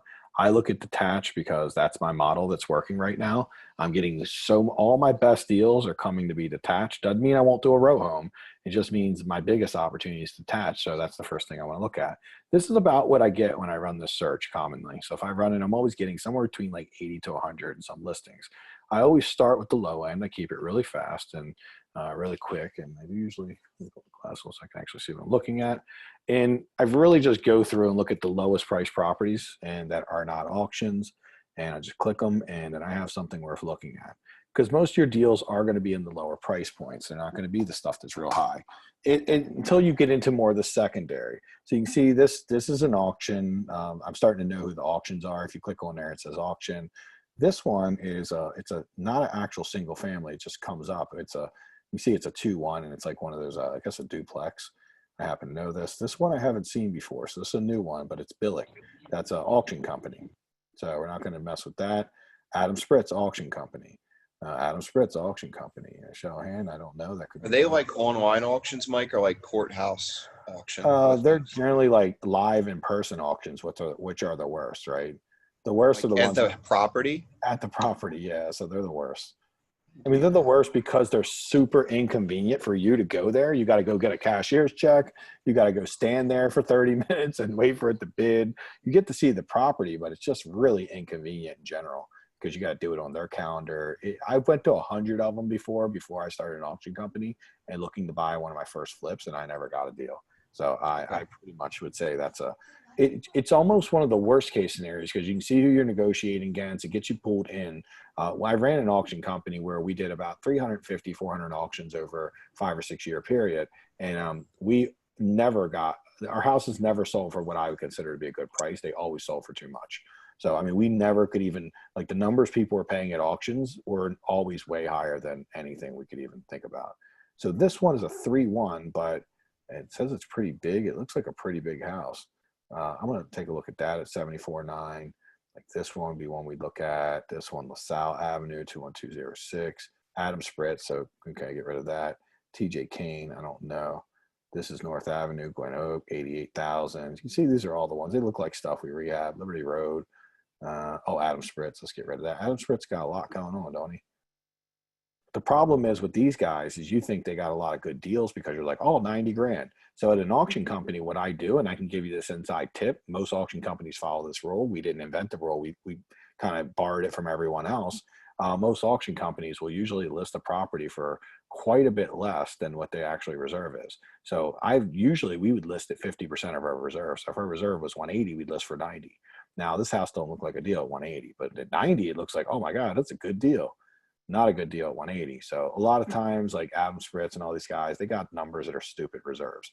This one is a good deal. I actually seen this today. It's by Ashley's because I wanted to see it when I was at her house, but forgot. So I had to go back today and see it when I was looking at something else. Quaker. Oh, so that's Cooper. Alex Cooper is an auctioneer. This one's been on the market for a while. I actually have seen this already. So I don't know why I haven't made an offer on it. I should just go make one on it. It's kind of tiny, but it is doable. It does have 3.2 and we could sell it. So this might be worth looking at this because I've already kind of taken a look and seen it looks decent. So I'm passing on the 2.1s. I don't really like those. And I don't want any row homes. I don't know how they're slipping in. Lambeck Road, 21207. It's a 1,000 square feet. I just want to look at this to see if there's a way to make it a 3.1. Usually you can make that a 3.1. You can see like this one here. This one in Catonsville. Now this is a great house, but it's Adam Spritz again. So this guy's got about 700 listings. I've actually seen this one. It's next to a car lot, so I'm passing on that. I've seen this one. It doesn't have any parking in the front. I mean, you get there and these are all kind of weird, right? There's always something that makes them not kind of work. So cool. Let's see what we got. I'm going to refine because I've got enough to look at now. I don't need to get over crazy with this. I got 6 listings and I'm going to make those 6 listings work. Let's see. We can, there we go. So I've got 6 listings right now. And what I'm going to do now, because what I was doing, I keep finding myself doing is going a little too crazy and wanting to see all 6 listings. What I find if I see all 6 listings is I can't get to the one that matters. So what I want to do is go through here quickly and basically pick what I think is the top 1 or 2 deals. And this is the whole process. So you can see I just did this pretty quick. Not worried about if I get it perfect. I just want to get going. Can you guys mute your phone, please? Or your, I don't know, whoever's on can mute. That's me. I can't mute me. Mute David. I think it was you, David. Okay. We forgive you. So this one here says it's a 3.1, but man, it looks bigger than a 3.1 in my opinion, but doesn't it? Looks like it even has a 3rd floor. I don't know. That's a pretty big looking house. Now, okay, we look at this. It's across from row homes, so that's greatly going to diminish the value. So that's a little bit of investigation. Okay, hold on. I lost my thing again. Keep having that Hillsdale keeps coming up. Let's look at the remarks. So investor deal, make an offer to own this investment property, great cash flow, tax sale foreclosure, court proceedings have been completed, and seller wants to make a deal. I mean, okay. Been on the market 30 some days. Nobody's touching it. I mean, this might be worth seeing. I mean, look, you're going to have to greatly reduce the overall price because it's across from row homes because this area gets shady very quick. So anytime something's across. So I'm not going to call that my number 1 deal, right? Because remember, I'm looking for my number 1 deal. The deal has a little love in it. This one's up on a hill. It's also on a busy street. See this? You got to pay attention to these little details. It's on a busy street, up on a hill. This thing is, I don't know, it looks great inside. Like, great, like it's Mike, I think that's a Terry Lewis wholesale deal. Yeah, probably so. I've seen this one. This one sucks. It does have parking in the back, which is good because you kind of totally need it. I'd seen this one a long time ago and passed on it. I do think the price is getting better because I remember I felt like it was a lot higher than that. You can see he's been on the market forever, but it says previous list price $79,000. No one's touching it for $79,000. So I remember seeing this. It was just a bad location, but it's just sitting out there like a sore thumb. This one I feel is a little bit new, but this is a 2.1. So this is problematic because it is a 2.1. I think I might have seen it like this. It looked a little bigger this way, but this is a tiny little house. We're not going to go for 2.1. We're going to pass on this. It's not. That's like a rental or something. It's 900 square feet. It's assignment of contract. Okay, that's Thomas Kane. I know him. he wouldn't. He's a rehabber, so anytime you see him selling something, you almost know that it's a piece of poop.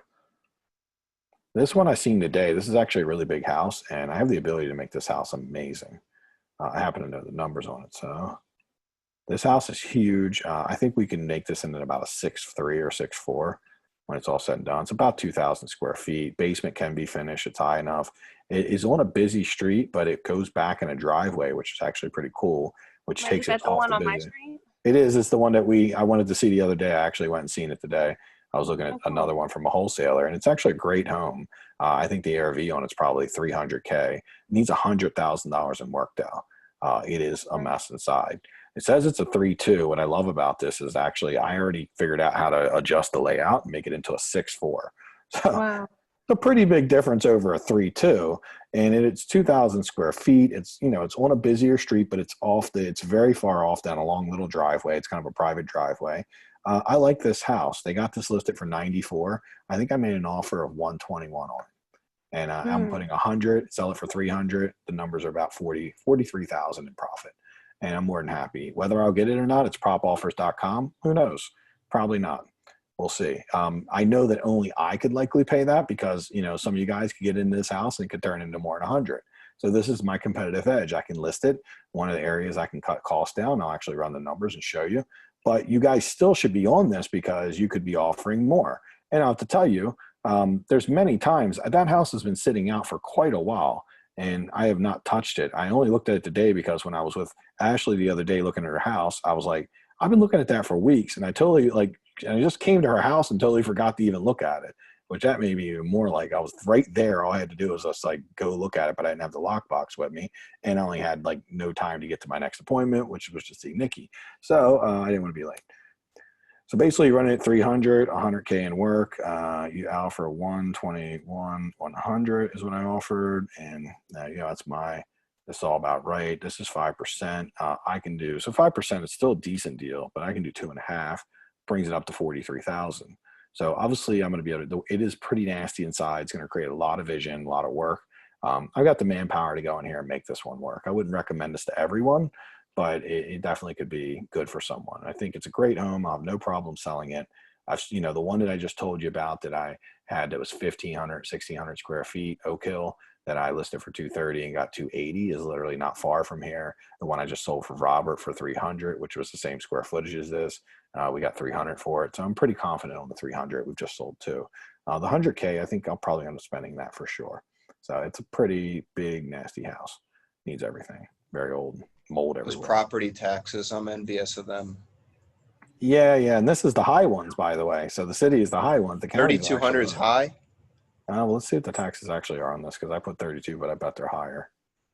It's also got a really big lot. Does it even have the tax in here? It probably has in the tax record. Let's see right here, maybe. 34. Oh, 34. It's actually 34 total. Okay, that's not bad. You're right. Pretty cheap. Wow. But it's also, it's a shithole. It'll be more once they rehab it. Once you rehab it, it won't get tax assessed until they do the next tax assessment.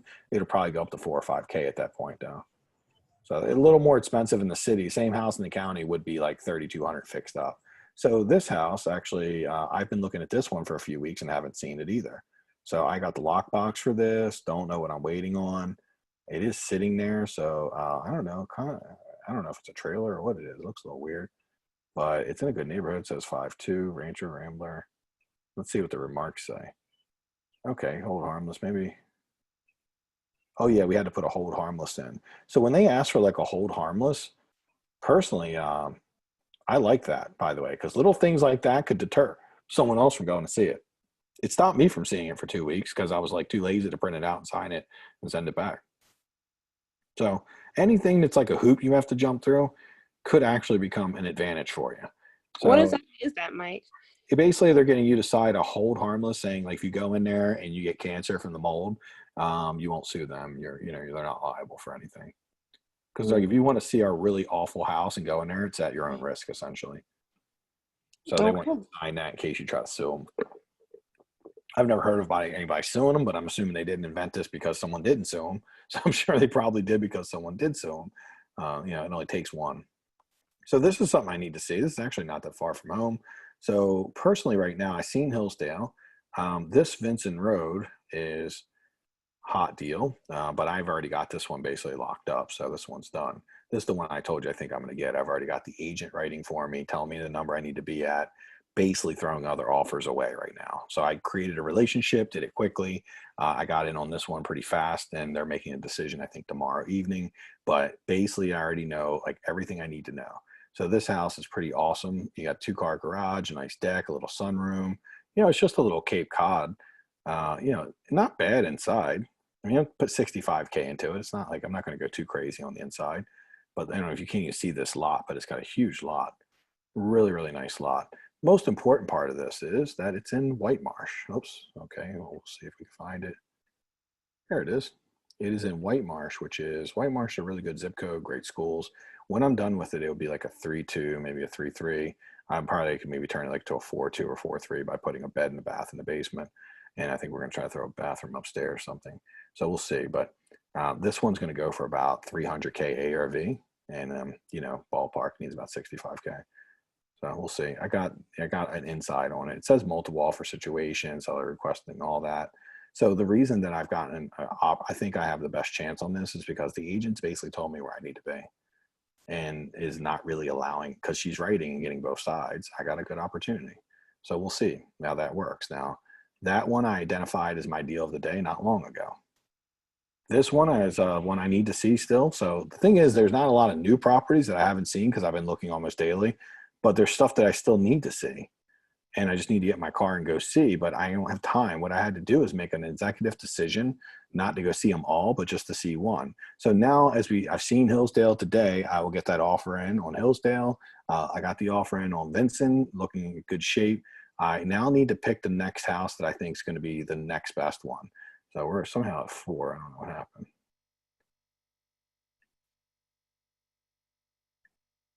Oh, this is something else. No wonder I seen that. I haven't got out the complete search we were in. Hold on a second, guys. That's like some weird thing I had up earlier. So you see, good news is I have the MLS up constantly, but I keep confusing it with everything. Okay, maybe it's right here.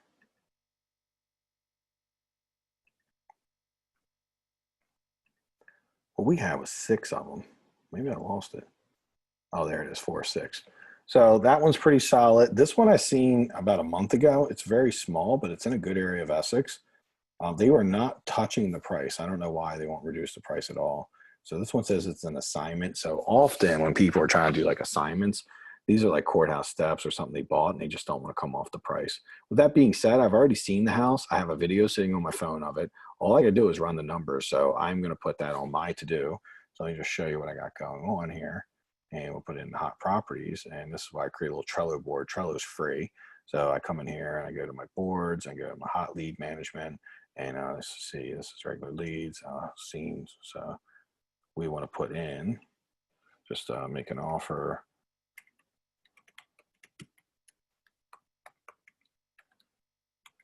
Close enough, I'll know what that means.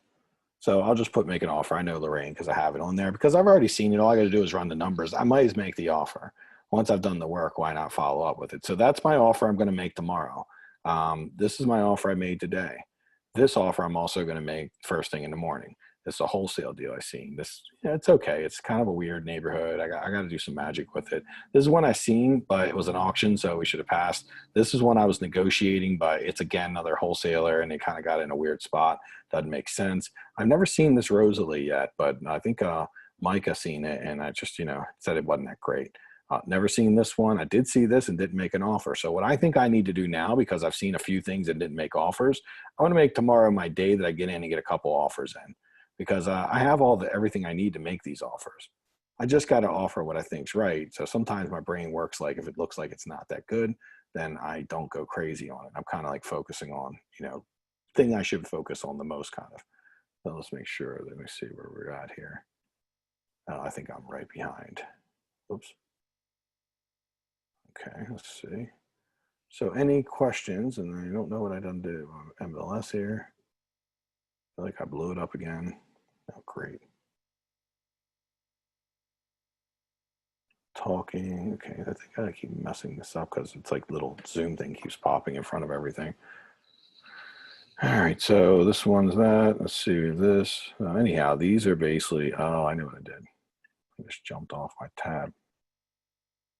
Let's go back. So that one was 5 of 6. I like that one. And this one is new. And actually, so what I wanted to see what this is, look how small it is, but it is 1,000 square feet. So I wonder if it could be redesigned and turned into like a 3-1. I wonder if it has a basement. It's actually a pretty nice little house, isn't it? Oh, look at the basement. The basement looks completely finishable. Also, what about that attic? Right? I mean, that could potentially be finished into a 1-bedroom.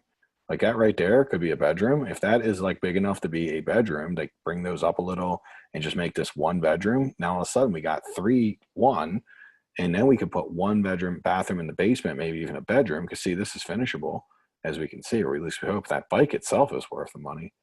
It's got a nice furnace. I mean, it's a pretty decent little house. So what I'm looking at this house to do is I want to show you why I picked this. This is definitely one of those what I call profit patterns. Anytime you see a house that looks to be, let me 1 second here before I lose my mind. Let me get rid of that and get rid of that, these old ones I was looking at. So what I think a profit pattern is anytime I feel like something is mislisted or has potential to be better. So I see 1,014 and I realize like that style home can often be like at least a 3-2, maybe a 4-2 even. So if we could just take this 2-1 and put a bedroom in the upstairs, make it into 3-1 and put at least 1 bath in the basement and finish it, now we got a 4 or 3-2. And a 3-2, 4-2 maybe if we can put a bedroom in the basement. But even as a 3-2, let's comp this. Now, I know Lambeck. I've actually done one on Lambeck, and it's a pretty solid street. And it's pretty good, right? They want 110 for it.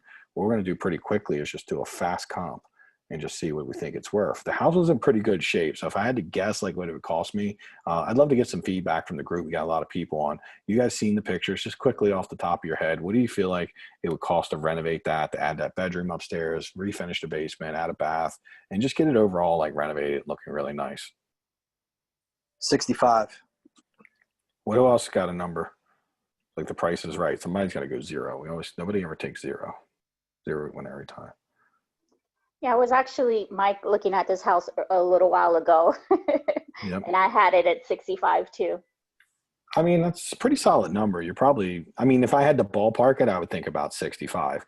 The key though is that you can add to it, right? We can do more to it than what we originally thought. So, I mean, at least I think I can.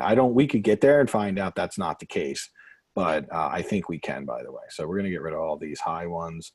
Forest Hills, 2,000 square foot, it's a new home. These are all like new homes. Oak Court, 285, Old Mill, Forest Hill, 207 pending. It's also like 2,100 square feet, 1,560 something. Forest Glen, 265.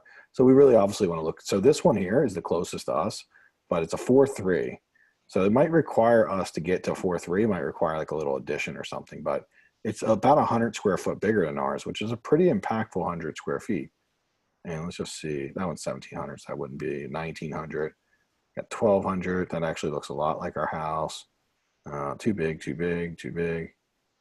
3-2. That could be good. We're really trying to find 1,000 square foot house, but it is pretty tiny. That one's similar enough. Okay, that one's actually smaller than 1,000. It's on our street, so this one could be a really good comp. And let's see, this one here is a little too big. A little too big.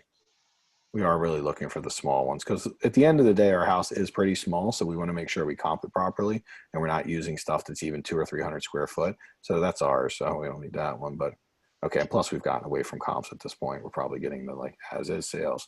So let's just take a quick look. I've seen one comp. Now this one feels to be a little bigger, a little better. You could easily throw a little addition off the back for that second floor to make a master suite up there. And then that would put you 3-2 above grade and make you be able to put maybe 1-1 in the basement. So I think if you did that and you add the square footage, that would add probably another 100, 200 square foot by putting that addition. I think Micah's still on. I don't know if he is, but the additions cost about $7 to $10 grand to do. So, we add, maybe take it to 75 and then we could bring it up to probably a comp like this because we could actually probably do a 4-3 at that point because we'd be adding some stuff. Now that's sold in 10 days. It also sold during COVID-19, 4/1/20. That's pretty recent sold. Good number. It ended up getting no help. Or no, little help. So about, call it 250. I sold Lambeck for 250, the one I did on Lambeck, which is on the same street. And it was a pretty small house too. So that's what you're looking at. Whoops. I mean, it's nice. Didn't open it up like I would open it up, so I feel like it's a little closed off. Sorry. Let's see. But nice rehab overall. I mean, everything looks really nice. Looks like they did the second floor. It does look like they have an addition off the back. They did the addition and did the master suite. So he says master bedroom. So they did what I was talking about doing, actually. So now you know you kind of have to do it. And that's probably how they got up to the 1,100 square feet and added some. So it looks like this is truly the exact same house with a small addition. So whether you do small addition, you don't do small addition, they got $250 for with the addition for $10K versus the next comp I see. That's Hey, really Mike, awesome. Yeah, go ahead. I have a question. That I know that, well, they added that addition. What is that style of addition called? It's not a dormer, right? It's a dormer, yeah. Like it is a dormer, but it's like different than the regular. It just basically comes from the top of the house out straight, kind of like straight. But a lot of times people see dormers and are small little dormers. Right, right. Big dormer, right? It's probably going to be like 15 foot wide. It's like the same thing. And then sometimes dormers have A-frames and sometimes they have flat roofs. So it's a flat roof dormer is what it is. Oh, And okay. it would just Flat come roof, out. It would okay. just bump the back out. You see it commonly on these small little houses because it's basically what allows them to actually make some sense. Okay. Well, I can't think. Nobody gives you any pictures. They're all saving some money. So this one is another 250. We could be comparable to this with a dormer. So this went for 250. 21 days on the market. I like this the most because a lot of investors have where they don't let anything come to them if it's 2-1. So when they do, like, you know, a lot of people just get automated searches sent to them. They almost all are taking 2-1s out. So there's a lot of people that won't even pay attention to this. So that's something to consider. Old Mill is 235, 1200 to 3.2. Let's look at this. Very similar to our house. I would say this is almost exactly the same. You're going to make it look that nice, obviously. Anyone that renovates it, it looks like they did the master suite upstairs. So that's pretty nice. And you can see what they did. Let's see if we can try to spot it. Somewhere in here, they bumped this out. But you see they got that big master suite, so it's a bump out for sure. I just don't know where they put the bathroom at. Sometimes if we can see the back of the house, if we're lucky enough to see that, we can see. But then this is probably where they got some of their extra square footage here. So this is pretty nice. Nice yard, fenced in. Got pretty good money for this too. Actually, I think at 235 for that. This is on Old Mill Road. This is a busier street, just so you know. So it's not quite as good as Lambeck. Lambeck's pretty nice. Now this one, 220, it's a 311. That has the front dormers. These are little front A-frame dormers. The ones we talk about shoot out the back, and they're just big dormers. This one's not even renovated. I mean, it's nice. Actually, it's like about as nice as you could have an old house looking. It definitely played up and made it look very livable. I mean, it looks renovated, just not newer renovated. Okay, so that's a lower number. Then we had one that I found really interesting, and I think it was this 212. I just find this interesting as being an inferior house. So if we worry about our, you know, it has this, I wouldn't worry too much about this garage, but this thing says it's only 900 some square feet. It looks like they really took like a very small house and made the most of it. So I'm impressed with that. Great job. They did put a master suite in. So almost every comp has that master suite on the second floor. So yeah, we'd probably be planning on doing the addition upstairs somewhere. And if we can only see where they might or might not put it, I'm having a hard time seeing it. It should be something upstairs, unless the upstairs is tall enough, I guess. It might be taller long enough to make it work. And maybe yours is, by the way. I don't know. But if you have to, we would plan on just doing an addition like that. And it would just kind of, we know if we have to do that, that would be in our budget. So I'm thinking you can put a 250 ARV on this and 75K in work. And let's see what we'd be offering. Ballpark. This is the hottest deal I would look at today. I'd probably go see this one. Well, let me see the numbers first, and I'll tell you if I'd actually go, how hot it actually is. Let's see. Repair cost 75 because we're going to plan on doing a dormer at that ARV. And that's not going to be good enough. Got to offer less than that. So. Yeah, it looks like we'll be offering around the list price. So yeah, right around the list price. Well, I think the list price was 111 or something. Let's go back to it. Let's see. Oh, you know what? I think I'm missing it. Oh, because we're comping it. That's right. I don't know. You said you were looking at it, right, Samir? Is it like 111 or something? 110? Yes, it's 110. Okay, so it looks like we can offer list price. For me, anytime I can offer list price, I know I have a vision that not everyone's going to see. That makes me a little more confident to get my car and go see it. You know what I'm coming from? Because I know that, like, I don't know if Samira's seen that, was going to put the addition, numbers were similar to mine, but ultimately, I know that gives me a little bit of an advantage whenever. Yeah, I was thinking about an addition as well. Sure. Mhm. So with the addition, you're probably looking, if you're doing an addition, I think you're looking at about 75, because you're about, 65 for the renovation, about 10K for the addition. That would probably be the ballpark numbers I'd run on it. I like putting the addition, and I like, the additions are a little bit of a headache, but once you learn to do one, they're not that complicated. My guys usually can bang one out like 3 to 5 days and it's done. You got to get a little extra permitting, things like that. But I know that when I put an addition, like 3 out of the last 6 deals I did were little additions off the top, where all the other investors looked at it and said, this thing don't work. This don't make no sense. But the addition got it working, right? That one little addition made it work, but it was a simple addition. I think like Glory's doing a one little addition off her house and it's making it work, right? Because her house does not work otherwise without the addition. So you get deals when you're doing stuff other people don't either want to mess with or just don't even see or think about. And it's not uncommon. So I've not been a big addition guy until like the last 6 months. I've actually done more additions in the last 6 months than I've done in my whole life. And when I say additions, I'm only talking about dormers, because dormers get approved very easily because they're not adding to the ground or anything. You're not like extending the house out. You're just taking the current house and just changing the roof line. So it's simple, quick approval, right? That's not going to take months and a bunch of review. And it isn't a big deal to do something like that. You generally can get that done pretty quickly. And the overall work of it is you're just going to take and cut a hole in the roof and then just reframe it out and then reside it. Micah did one recently and it turned out really nice. And he ended up getting, he thought originally 225, he ended up getting 255 for his house. And he has a very tiny house in Middle River, but that addition allowed him to put a master suite, and it made a huge difference. It made the house sellable. And same thing with me at my house on Middle River. I had listed for 215, I got 240. I added one little addition that was about, I think 15 foot long, and just bumped it out, and that addition made a huge difference. So again, I don't want you guys doing additions if you don't need to do them. Don't be addition happy and be like, I'm going to do it. But this particular house, Samara, is definitely worth looking at. I mean, it's definitely worth checking into. And let's go back to it. The only thing I would then look at, just to make sure before I got my car, is let's quickly, it's not going to be on here, so I got to actually find it again. See if I can go back, because let's see where it's going to be. Okay, cool. It should be in here. So these are comps, crap. I just want to read the remarks and see what the remarks say in general. There's anything in there I see that's going to make me think, oh crap, this might not work. Okay, let's see what happened here.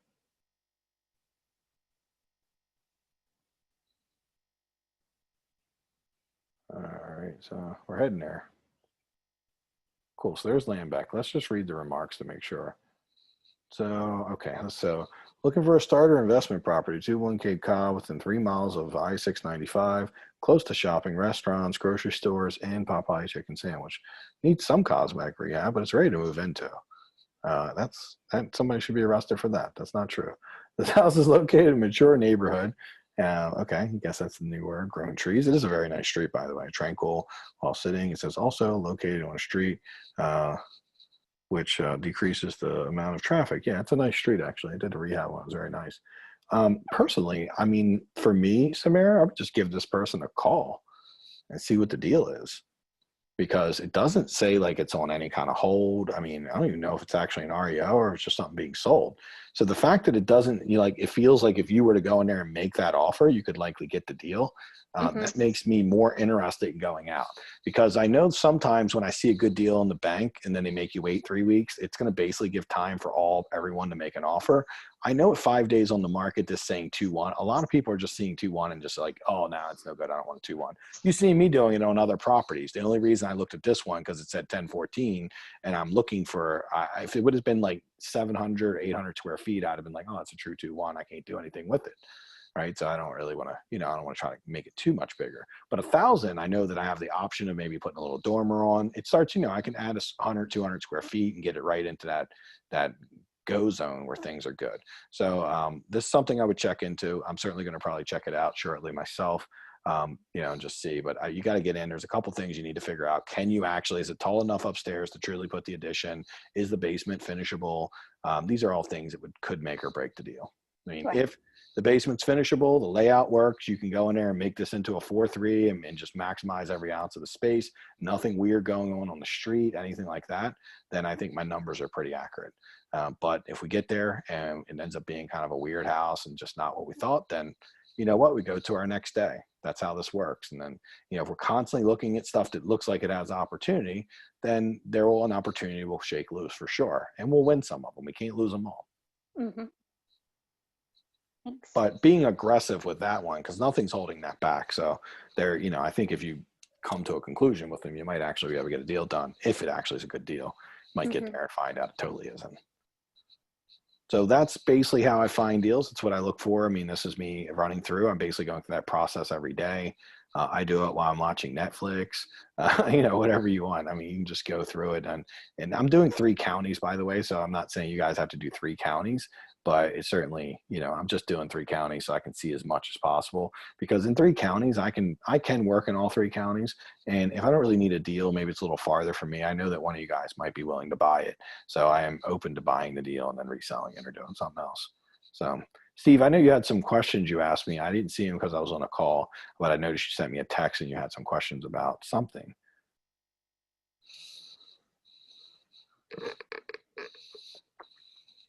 Whenever you're ready, you might be doing something else.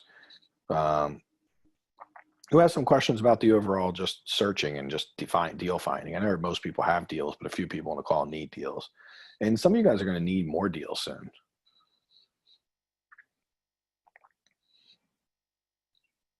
Hey, Mike, I got a question for you.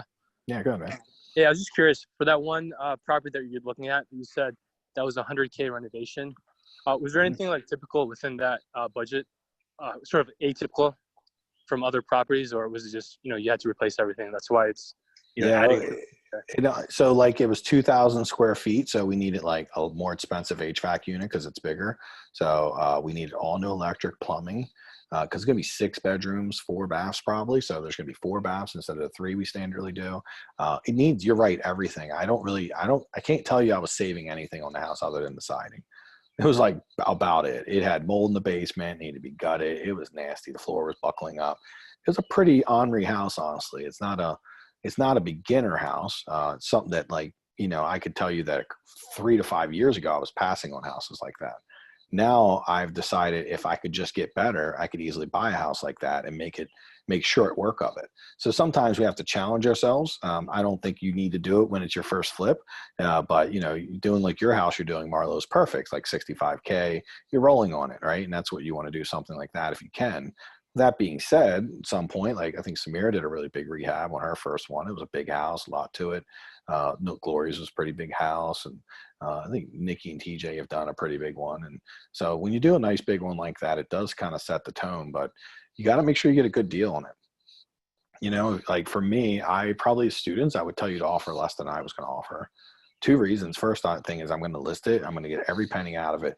I'm going to hit the 3 profit multipliers. I'm going to get a decent deal on it, but then I'm going to cut them rehab costs down. I'm going to be looking for somebody to send me, like, I think Nikki sent me like a faucet today. It was a little cheaper. I'm going to be looking to save money across the board on it. I'm going to try to get it done extremely fast, meaning like something like that I could probably bang out maybe 2.5 months with permits. Totally, you'll need permits on that one. And I'm just going to move through it quickly.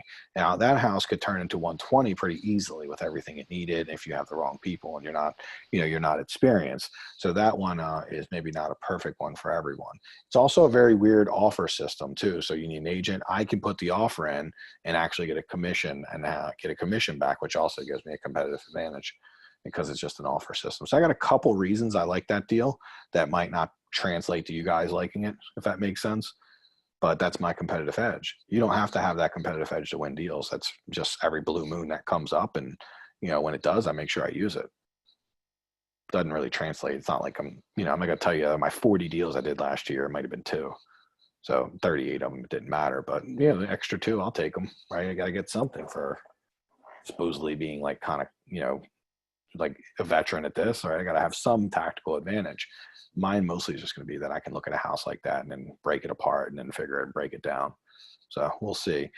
Likely whether I'll win it or not, I don't know. I mean, I don't have my heart set on it. I think that might be the last piece of this lesson is that I'm going to make that offer and I'm going to act like I never, unless somebody comes back and says I won it, I'll never even remember it from there. I won't care less, because instead of checking up on that offer and saying, oh, did I get it? Did I get it? Oh, I hope I didn't, let's see what happened. I'm going to just be making a new offer tomorrow.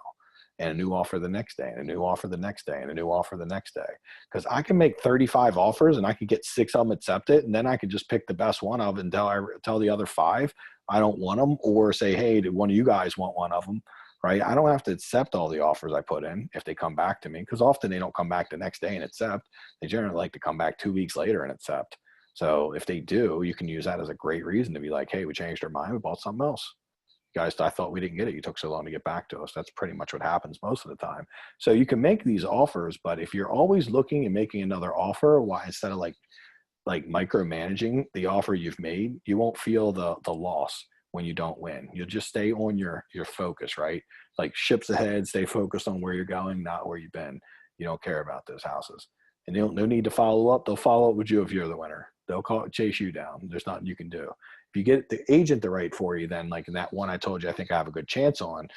If I'm close, I'm pretty sure I already got a call from the agent, got some coaching. She coached me on what I need to do. And that's what I'm always trying to do. I get them to coach me on what I need to do to win. So normally when I get coached, I win quite often. But again, do you think I'm actually checking in on that, hoping for it, dreaming about it? I'm not. I'm actually looking at another deal today. I look at 2 tomorrow. I'm going to be making offers. Pretty simple, right? I'm just going to keep making offers. And if I keep doing that, I can tell you that I've never had more than a couple week period go by before I got a deal. So this is good for everyone who's going to be looking. And, Marlo, you might be in a spot where you want to start looking soon because you got your money back from your other house. It's settled. So now you're rich again. And it's something for you to start taking a look at.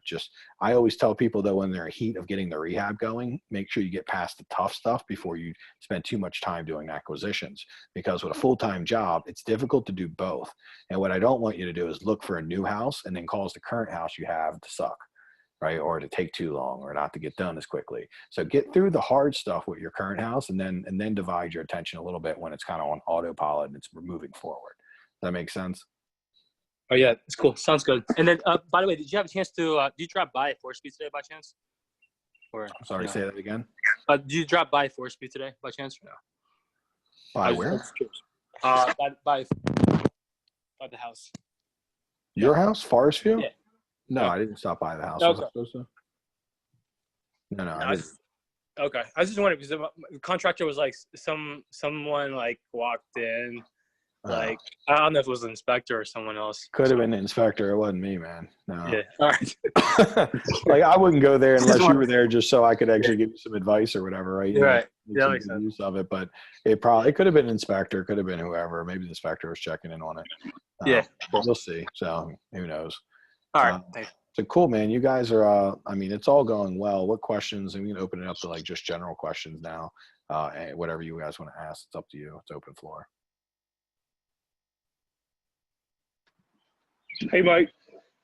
Hey, what's up, Pete? I'm doing all right. Yeah, I wanted to kind of go over some of the floor stuff. Yeah, what'd you come back? What did the guy come back to you with? He said, it's no additional cost on labor. He just said, he kind of would rather us change the wood out. So he's just going to do it all for $400? Okay. And he said, what can he say? Just take him a day to do it or something? Yeah. So he demoed everything out. Me and Billy here at Home Depot right now getting the wood. That sounds like a fair price. I'm never gonna tell you to negotiate or get upset about free. No, that's unusual. Somebody's not. I just don't want them coming back and saying, "Hey, you owe me a bunch of money. You didn't agree," and then you got to negotiate and you're all pissed off. But listen, if you'll get it right now, coach him a little that you don't need it to be perfectly level going to the back door, so that it because if you make it perfectly level with a level, it's going to go up 3 inches and it's going to get really weird with the ceiling and all that, the doors and everything. Gotcha. So just find a nice common ground is what I would recommend. Where it feels level. It's not too much at once, right? It's leveled out or balanced out some. Gotcha. And then we're getting to drywall now. I had a guy who's coming out on Saturday to do some insulation, and then he'd also be the drywall guy.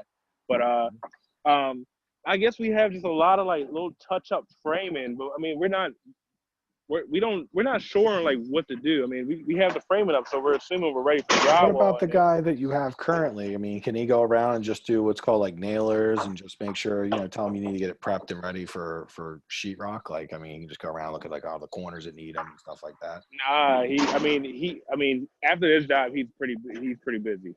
And we had a actual carpenter. Like this guy's not even our carpenter. Like he's honestly the plumber. So right now the Flynn? guy who actually you said Ben? Flynn? Yeah, Flynn. Yeah, Flynn. Oh, you got Flynn doing it. You got your plumber doing the floor leveling. That's funny.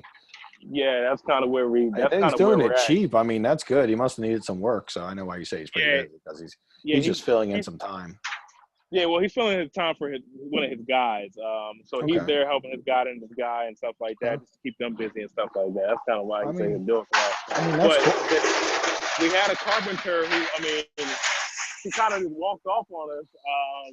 He got us ready for the inspection, like the little small inspection stuff that we needed for like the steps and the sister beam, and he just kind of like disappeared on us. He's supposed to do the whole job. Dude, it's a dime or a dozen to get people who can do that. You just need to find anyone who has all you need is a circular saw to do this and some common sense. Common sense is harder to find than the circular saw. Circular saw is pretty easy. The common sense, that's a little tougher. But I mean, somebody would probably spend a day or two going around that house and just getting it completely ready for sheetrock. You got a bulkhead. They got to do some bulkheading around the bulkheads, or has that already been done?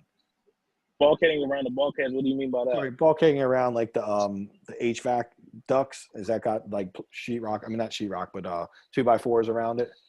We bulkheaded that a while back. So you just got a bunch of patchwork and stuff that needs to be done, like some general patching and stuff. Yeah. So I think that if you could get someone in there for $200 to $250 a day for 2 days, they could probably do this for $400 or $500 and get you ready. Gotcha. So, okay. That's pretty fair money. I mean, if I wasn't doing what I was doing now and I had free time, I'd come do it for the sport of it. You know, I mean, it's just like for $500, I would put $500 in my pocket. It's pretty, you know, sometimes I just enjoy doing it. I'm building so much stuff in my backyard though that I'd have to stop doing that. And then obviously I know that I'd be foolish. I'd be in there rehabbing houses and stuff because I'd be losing money. I'd be losing probably $1,000 an hour that I make running my business. But sometimes I just enjoy doing it. And if I don't have personal stuff, like I don't mind like showing some stuff and doing it in our trainings and our project management group and stuff. But what you need now is just someone who's going to walk through and say, yeah, man, I know what it's going to take to get this ready for sheetrock. Maybe it's the sheetrock guy. Ask the sheetrock guy, can he do any of it? Sometimes they can. They often know how to get things ready for sheetrock. It's not uncommon. I mean, you could always ask if you have a sheetrock guy. Okay. The installation guy is most likely going to be our sheetrock guy. Okay. We'll see how he goes. Let's see how he does with installation, and then. Yeah, if he messes the installation up, you'll know everything you need to know. Right. So yes, if he does a good job on the installation and he can do a little bit of framing, I mean, look, you're not really. So people always ask like, "Oh, Mike, what should they know how to do?" All you really need is you need a good person. See, if you get a good person with good character who will go above and beyond, they can do a lot of things. Like it doesn't require like any schooling or somebody just knows how to woodwork. They can go around and just take big, you know, where you got things beat in the wall. You just got to neatly cut it out, put some 2x4s behind it. So when they nail up the stuff, they got something to nail to, and they can just put the patches in and it's ready. So a lot of times the sheetrock guys can do it, or a framer can do it for them, you know, anyone. But it just takes you just need a general, like we talked about before, someone who's just looking to work, who's pretty handy and doesn't give you a lot of crap about it. Those people totally exist. I would think there's more of those people right now than ever, you know, people who are sitting out of work right now for whatever reason, and, you know, but have some general skills. And you're willing to give them like $200 a day or something if they can get some work knocked out. I mean, there's people that like their families are going to stay afloat because they could come work for you and stay busy in your house, like kind of keeping it moving forward. So I know those people exist. We just got to get connected to them. Gotcha. Yeah. Maybe it's a little bit of trust. Maybe it's a little bit of trust too. That might be where you struggle, is like trusting, because you don't want to get ripped off and you don't want to leave it like, you know, there needs to be a teeny bit of looseness in that relationship, but know that looseness is not going to equate to you losing a ton of money. Right. Because you know, if you're doing somebody like $200 a day and they're just not getting anything done, and you don't feel like you're not breaking it down to where it's like, I think that's getting done at a speed where I feel like, okay, we're going to be okay. Like, you can't worry if it ends up costing an extra $100. And I don't normally tell you this, so I'm giving you this advice very cautiously, because I'm not giving you the open checkbook. Just start being, I don't think that matters to you, but I'm basically talking to everyone else. I don't think you would open the checkbook like that anyhow, because you're like me. I'm always paying attention. I don't like to feel like I'm being ripped off. So Right. I never really open the checkbook up, but I have to loosen up sometimes, because sometimes I'm too hardcore with people and I get a little too up in their stuff. I've been noticing lately, as there's been some times where I've had to pay people a little more than I thought, or a little extra, and that's where it comes to the contingency. And really, it's just about getting it done quick. Sometimes I Yeah. can just keep the job moving, get it done, but that doesn't equate to like overpaying someone. I don't mind giving someone 50 or 200 more, and it keeps my job moving, but I'm aggressive about not overpaying people from the start, because I know there's going to be a lot of little things that I got to pay for that I didn't expect. So if I'm not overpaying people from the start, then I'm in good shape. But if you're paying people from the start and you're running into all those little things, it compounds into being way over budget. So you really just want to kind of keep it to like, okay, I got to fill some gaps in, and that costs a couple bucks, but we'll just move through it quickly, get to the end. Next flip will be much cheaper, and it will, because you'll know more, and your knowledge will drive the price down. Your knowledge will always drive the price down, believe me. Gotcha. So I'd say just, either get a funnel, check with someone. I mean, there's got to be someone out there that just like an individual dude who can just push this. You could, if you had one guy in there working like 5 days a week, this thing would be moving really quickly. Yeah, that's kind of what we want. We've been hitting the phones a lot lately, just making sure everybody is seeing who we can get through the funnel. We have met a few guys who were pretty much drywall guys. One was a general carpentry guy. I mean, honestly, it's been pretty hard to, get people, not because, not saying they're out there, but for, Billy and I, since we work, the first 2 weeks of the month is month-end close, so it's just been pretty rough. Your guys are really busy at work, is what you're saying? Yeah, the first usually the first 2 weeks of the month. And so that's been kind of give people the lock boxes and send them through, right? Let them go take a look at it. Try doing that. Like, treat it a little bit when you're really busy. Treat it like a remote rehab. Like you're rehabbing a house in another state and you can't go get in your car and go see it. Just that way, you're keeping things moving. You try to put something together. I would try to get some people through, but it doesn't mean you need to go meet them all. If you either show them a video, find someone on the phone makes you believe like, hey, dude, I just want to work, man. I just want to stay busy. Ray's not on now, but he told me he met this dude who apparently was in prison like 12 years ago or something. And he looked up his record because he's really picky about that. And he's like, I almost didn't hire him because I was like, but then I remember you saying like, I just want somebody. He hadn't been in trouble in a long time. And, he had nothing current. The guy come in, he's like, the guy offered him a price. And he says, I'll do it $100 cheaper just so I can get an opportunity to get in the door with you. And he's like, the guy come out, he had the greatest attitude. He finished when he said he was going to finish. He's got him doing other stuff, and he's just doing an amazing job. And the guy's like not on drugs or anything. He had some stuff he got in trouble with like 12 years ago, but he changed his life obviously and doing a great job. And Ray was like, I normally would have passed on a guy like that, but I remember you, like a lot of what I seen in his writing and stuff felt like he had good character. So I didn't look at his record. I actually believe sometimes when people have records, they have a history essentially, then sometimes they fit into the box of like they could be a good person to work with because their esteem's not super high and they don't have every opportunity. They can't work. They got to work on around. So like I said, a lot of my guys, but they got to have good character. So I don't really care what they did 12 years ago, but if they're currently acting crazy, that's a problem. Meaning like you see stuff in the last 6 months or a year, that's a different story.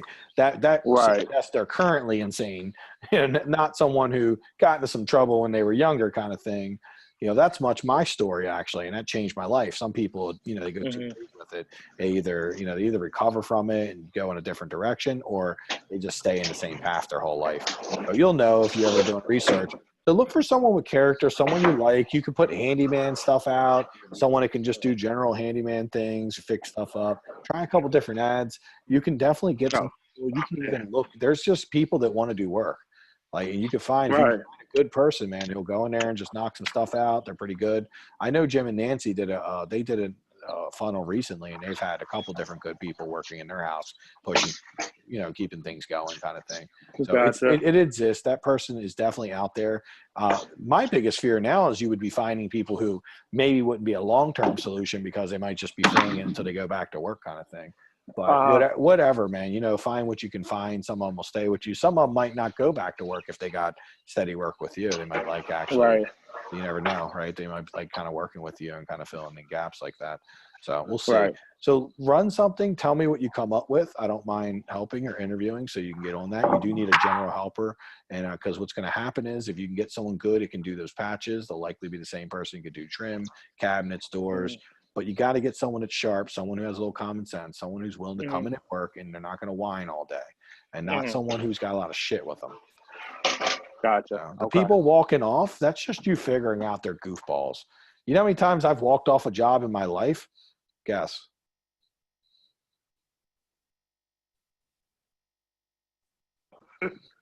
It's a test, man. None. Exactly. I would guess 0. Yeah, 0. I've never walked off a job. I might have been like, F this, but I'll never work for them again, but I've never walked off. I've finished. I just never, I might have been like, these people are crazy. I ain't work for them ever again. But I always finish, right? I always finish a character thing. I always like, okay, I'm finishing this. But I'm not walking off in the middle of the job. So when someone walks off, it's just you figuring out, that, okay, I picked the wrong person. If you see enough of it, then the question you want to ask yourself is, what is it about my personality that causes me to pick bad people? This is like what is it about my personality that is causing them to walk off? It could be like, even honestly, if you were a jerk, I wouldn't walk off though, like I told you. So even if you were being a little picky or a little nitpicky, that's understandable. That might cause them not to want to work with you again in the future. But if you get good people, right, then they're not going to walk off. They're going to finish. They might be annoyed by you, but they will finish.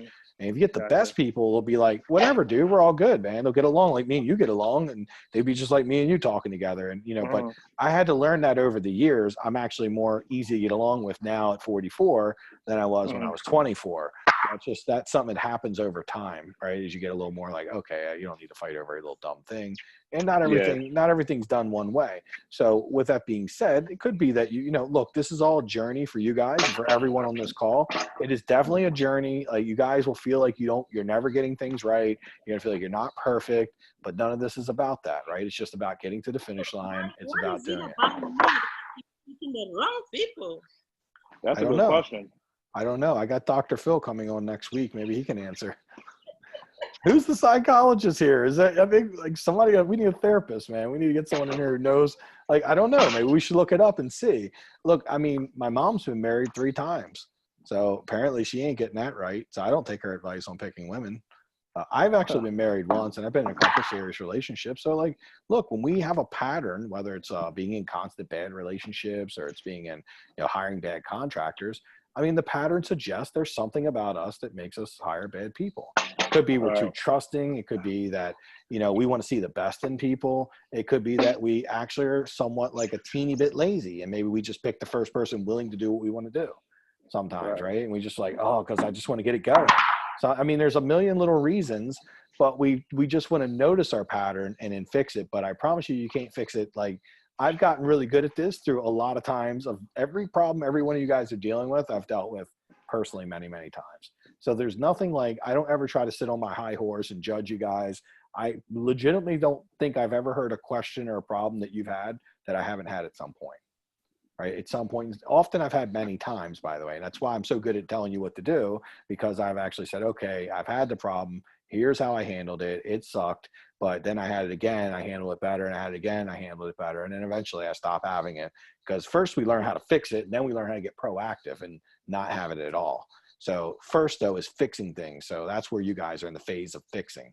And a lot of your growth, Glory, for you specifically, a lot of your growth as a person is the rejection and the headaches that you're going through. It's going to change you as a person and the best for your rehabbing. So the only thing you guys have to think through is, do I have the ability to fail, and do I have the ability to stick with this, as it's hard? And, and it's not easy when people say they're going to start and they don't finish and they drive me crazy. And if you do, I promise you there'll be a big reward at the end, because a lot of flippers don't make it. right? They get a little bit into this. They don't have a coach telling them, hey, this is how, sometimes it's tough, keep going, just do this, do that. You imagine it's how hard it is when you're getting really good advice. Imagine if you were getting crappy advice, right? You're getting like guru out there telling you to do something that's stupid, it doesn't work. Like I promise there's a lot of that out there. And if you were getting that advice, you basically are doomed. You have no chance for success unless you were just born to be a winner. And some people were just born winners.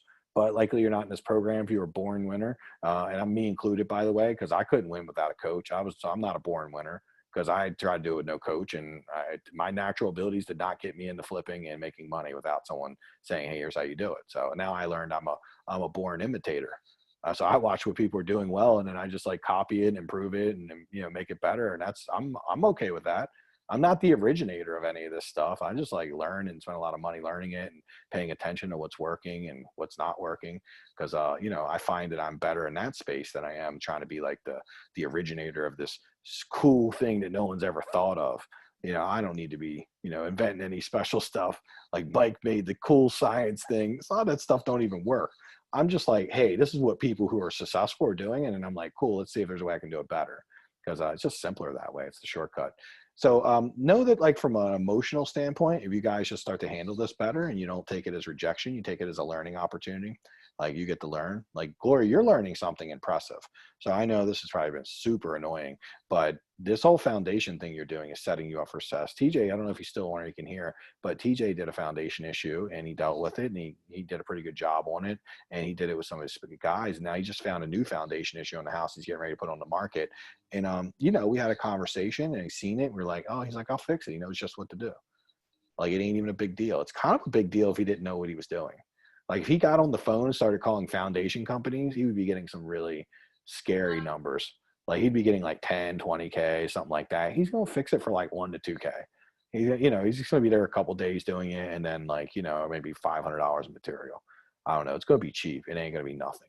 And this big problem, like really big potential problem, is now fixed.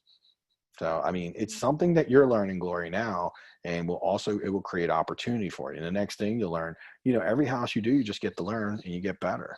Now, I don't know who you're hiring, but I don't know. Sometimes you can just look at the people and decide. But if you're quick to fire them, here's the best thing I could tell you and everyone else is that if you hire people and get rid of them quickly, then what will happen is you'll get more reps faster and you'll get faster into a routine and you'll start to identify your flaws. But if you let people go too long and like say somebody's making it a month when they should have made it a week, and that 3 weeks you could have hired 3 or 4 other people, and likely the outcome of that month instead of being wasted would have been you weed it down to a good person. That makes sense. Kind of like we were just talking about on finding deals. You can't spend like 3 weeks looking at one deal and hoping it's going to happen and being like, I can't get anything to work. You just got to keep going through as many as possible, put your effort, get it to the finish line, close it out, go to the next one. Same thing with contractors, get them in there. That guy left for $1,000. We don't need to talk about it anymore. You did give yourself a high five because you didn't overpay him, which is better than some of your old. So you're learning, right? You're getting better. I don't put my check booklet in my car no more. Good idea. Yeah, I don't even have one. So I don't get to write check every day. Oh, let me check with my investor. Oh, yeah, he said not going to happen. Oh, Samira, should I write a check? Nope. She said no. Samira said no. Just call anyone in the group and they're just going to be like, nah, don't do it, Glory. And then you guys can call Glory. See, that's what we can do in the group. If anyone wants a check, just say, I got to call my partner. Just call someone else in the group.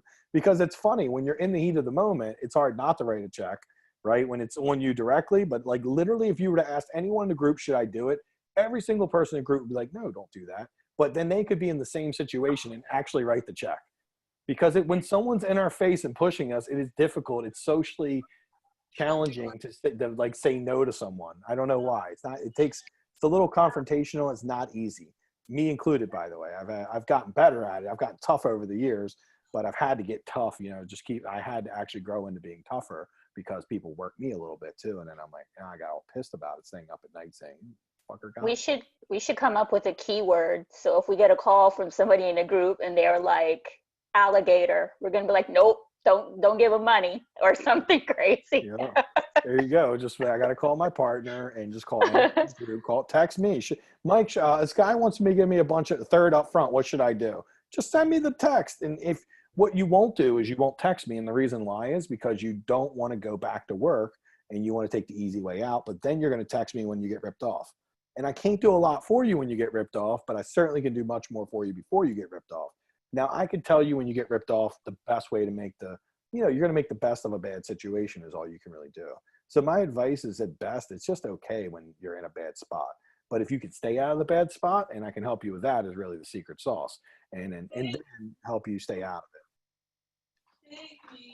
So yeah, anyone else? I mean, who else has some feedback on that? I know probably everyone in the group at some points probably paid someone up front and just didn't, or got a little out of line with some of it.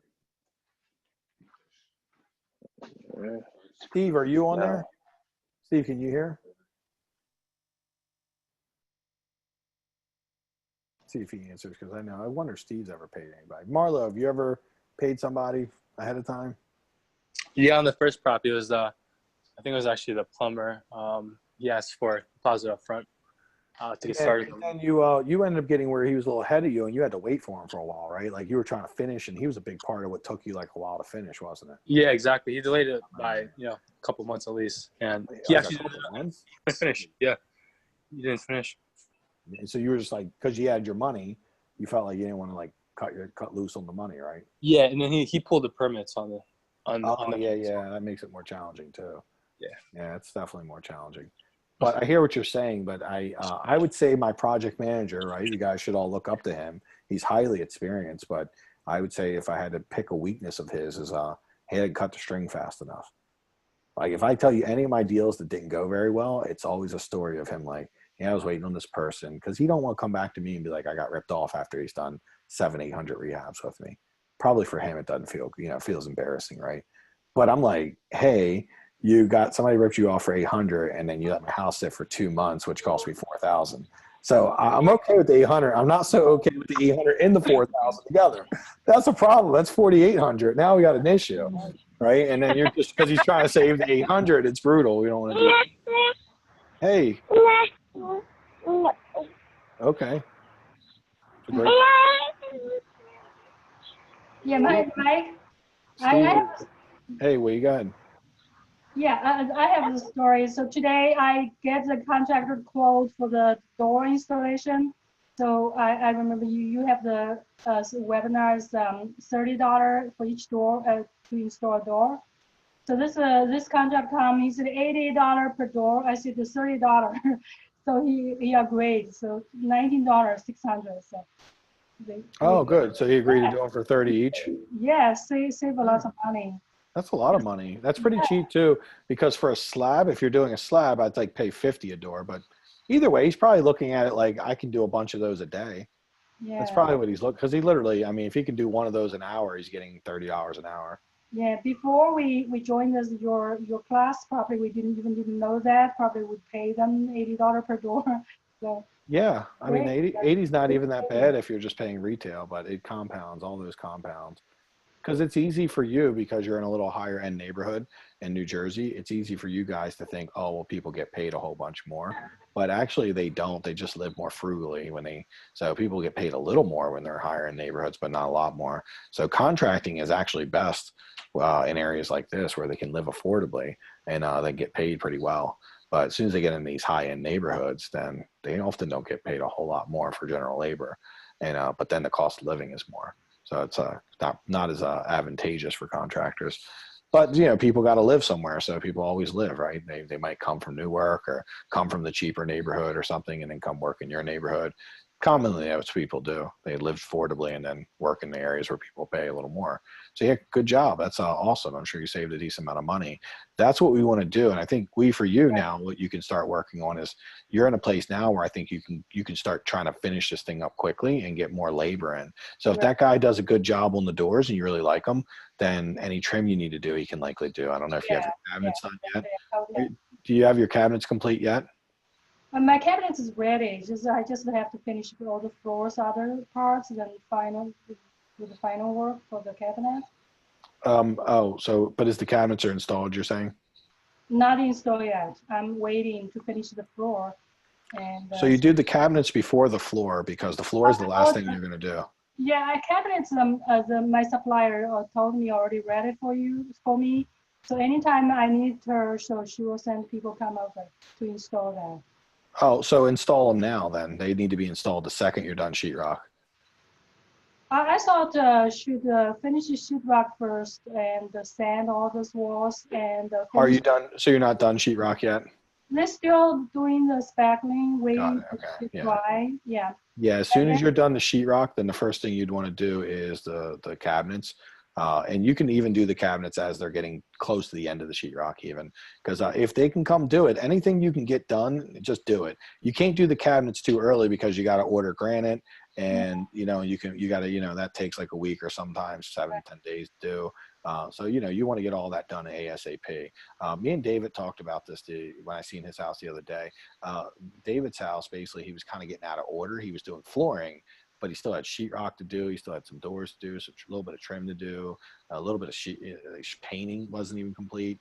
So there's a lot that needed to be done still. So they were kind of going out of order. So where you are right now, as soon as the sheetrock's done, you're definitely, if you're doing the doors, great.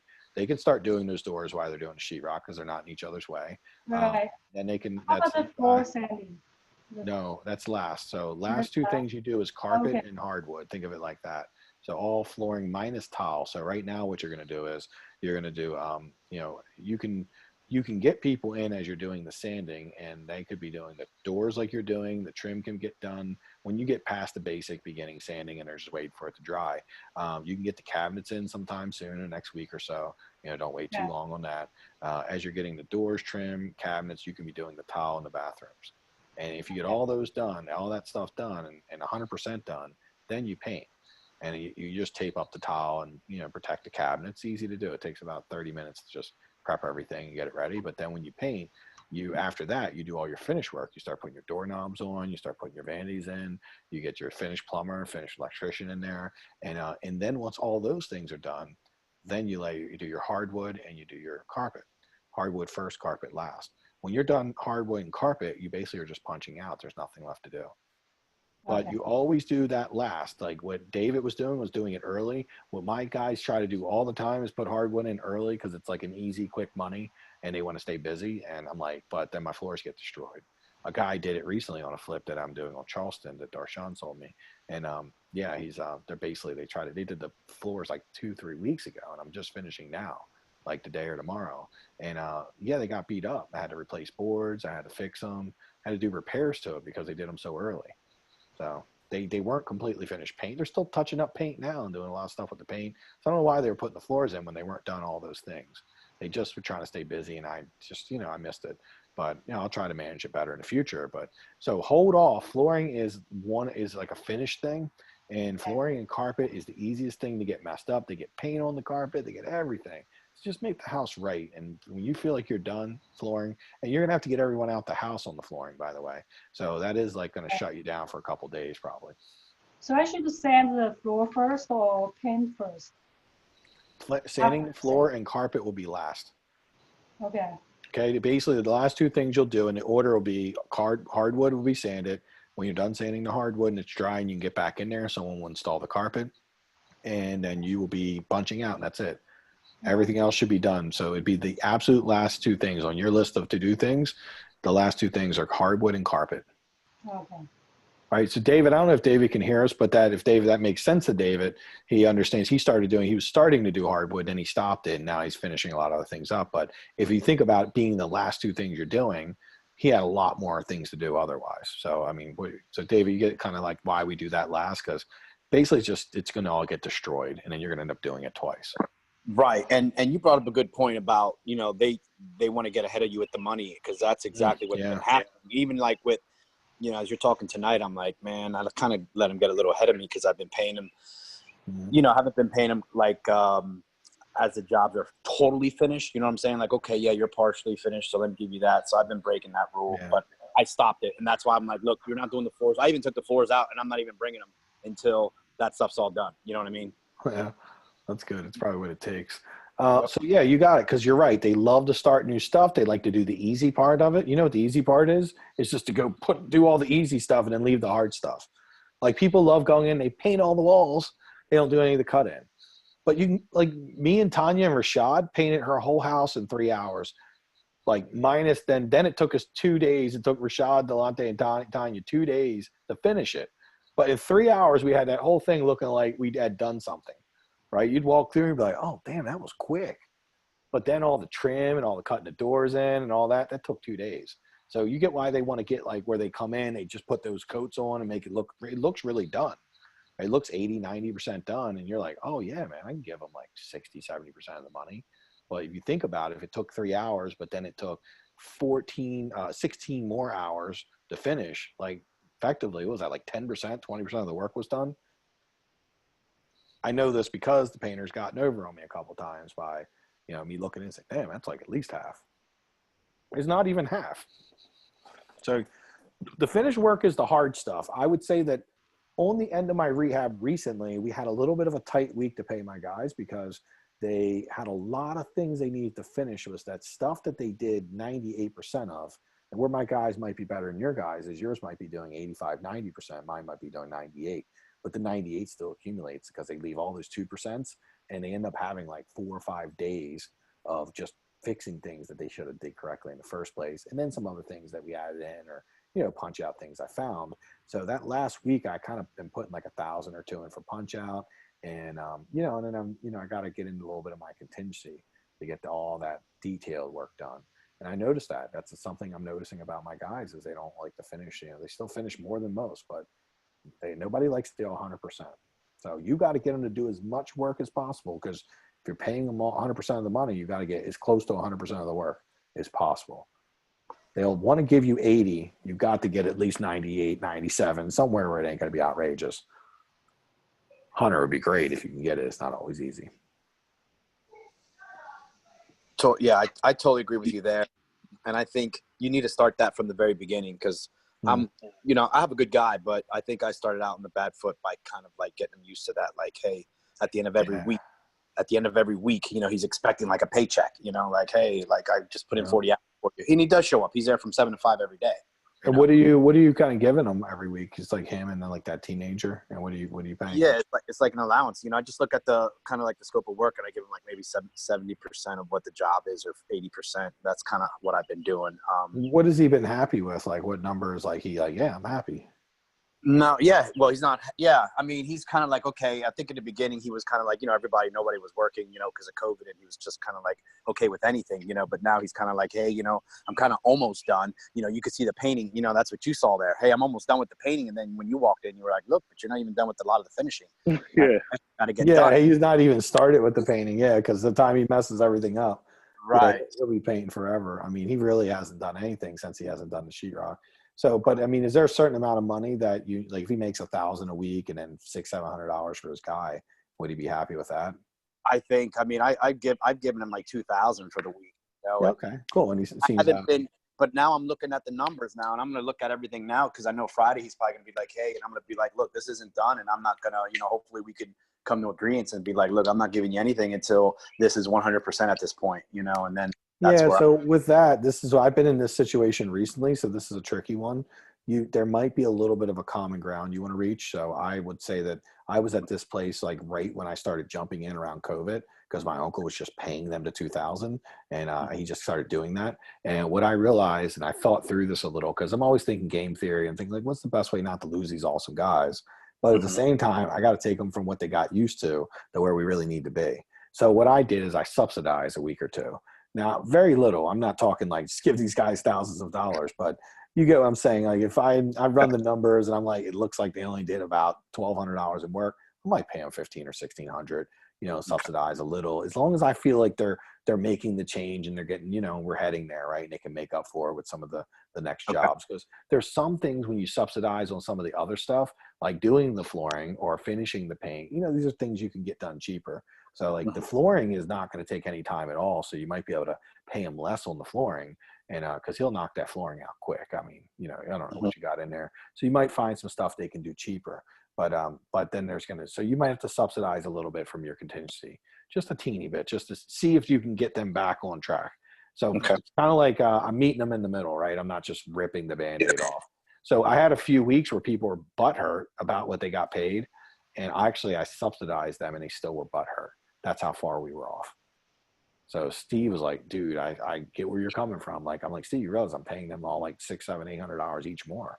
And he's like, I know that's generous. And he's like, but still they're butthurt because they were used to X.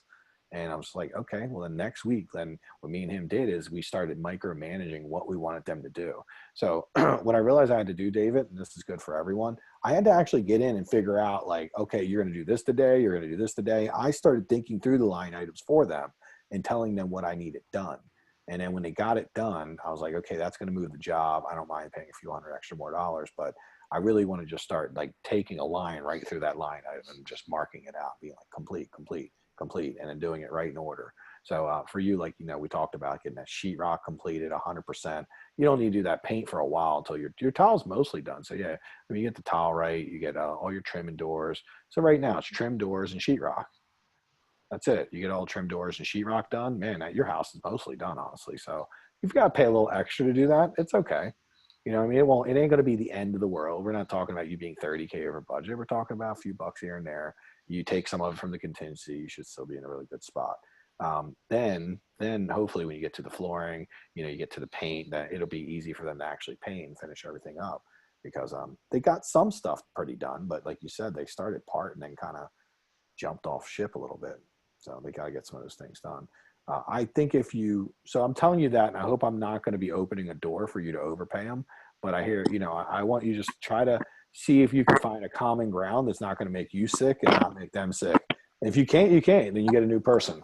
But I would say, you know, as much as I value people, I don't, you know, I realize that part of the problem was me, David, right? You're part of the problem, just like I was part of the problem. So how I was handling things before, I actually took a little accountability. I know they weren't doing what they were supposed to do, but I'm kind of there to manage them and make sure they do. That's on me. If my system's failing and letting them get overpaid, that's on me and my system. You know, that's me being like, you know, just, okay, yeah, just do this, letting them run the show. They feel like at some point they were kind of making the decisions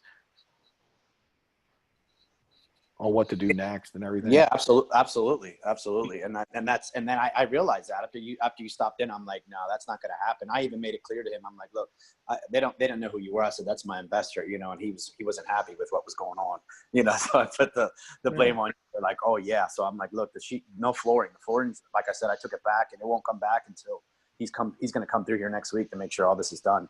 No, we'll be there. They were there till 6 today. You know, they got there at 7, 6. And Dude, they're getting. So what you want to do now is just completely thank them for everything they're doing. Say, man, I really appreciate it. Investors seeing everything you're doing. So happy you guys are doing this. Because I notice Spanish people in general get real butthurt if you don't give them some respect. So they don't take criticism well, but at the same time, you can't let them just run the show.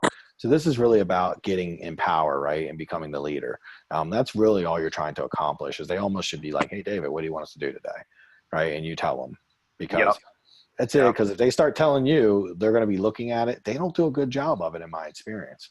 Like not, you know, they're good. They can do the work if they're driven. Like since I got that, the first 2 weeks I had little issues. Most weeks we're good now, right? We're not having any issue getting people paid fully now. And when we do is when I get busy and I'm not on them telling them what to do. It's hard. I got 4 crews, so I can't always be on all 4 crews telling them what to do. But I am on Sunday taking a little bit and doing a little bit of planning and just taking like an hour on Sunday to say, okay, this crew is going to do this, going to do that. I'm thinking through the line items like I'm their GC and helping and thinking through like what they need to get done this week and then telling them and communicating to them and what order I want them to do. And when they have that order and they get used to you telling them what to do, you're in control now, and you can use their energy and power in a way that's going to be healthy for your flip. Right? That's going to keep you in control, keep you safe. But if you're asking them, they're going to run you right off a bridge because that's every contractor I've ever worked. Even my guys right now, my awesome guys you always hear me talking about, like if I don't tell them what to do, man, they will literally be laying a floor like while they're sanding sheetrock. 6, 7 years later, man, hundreds of flips later, you'd be like, yeah, I need the flooring. And I'm like, no, you don't need the flooring. Now Tanya watches the money every day. You're like, what are you getting flooring for? Oh, we need flooring for this house. I'm like, no, get the flooring, but you are forbidden to put it in. I'm telling you right now, do not put it in. And then like sitting around the house, someone will steal it. You know, you just don't want to, you know, in general, you don't want to get stuff.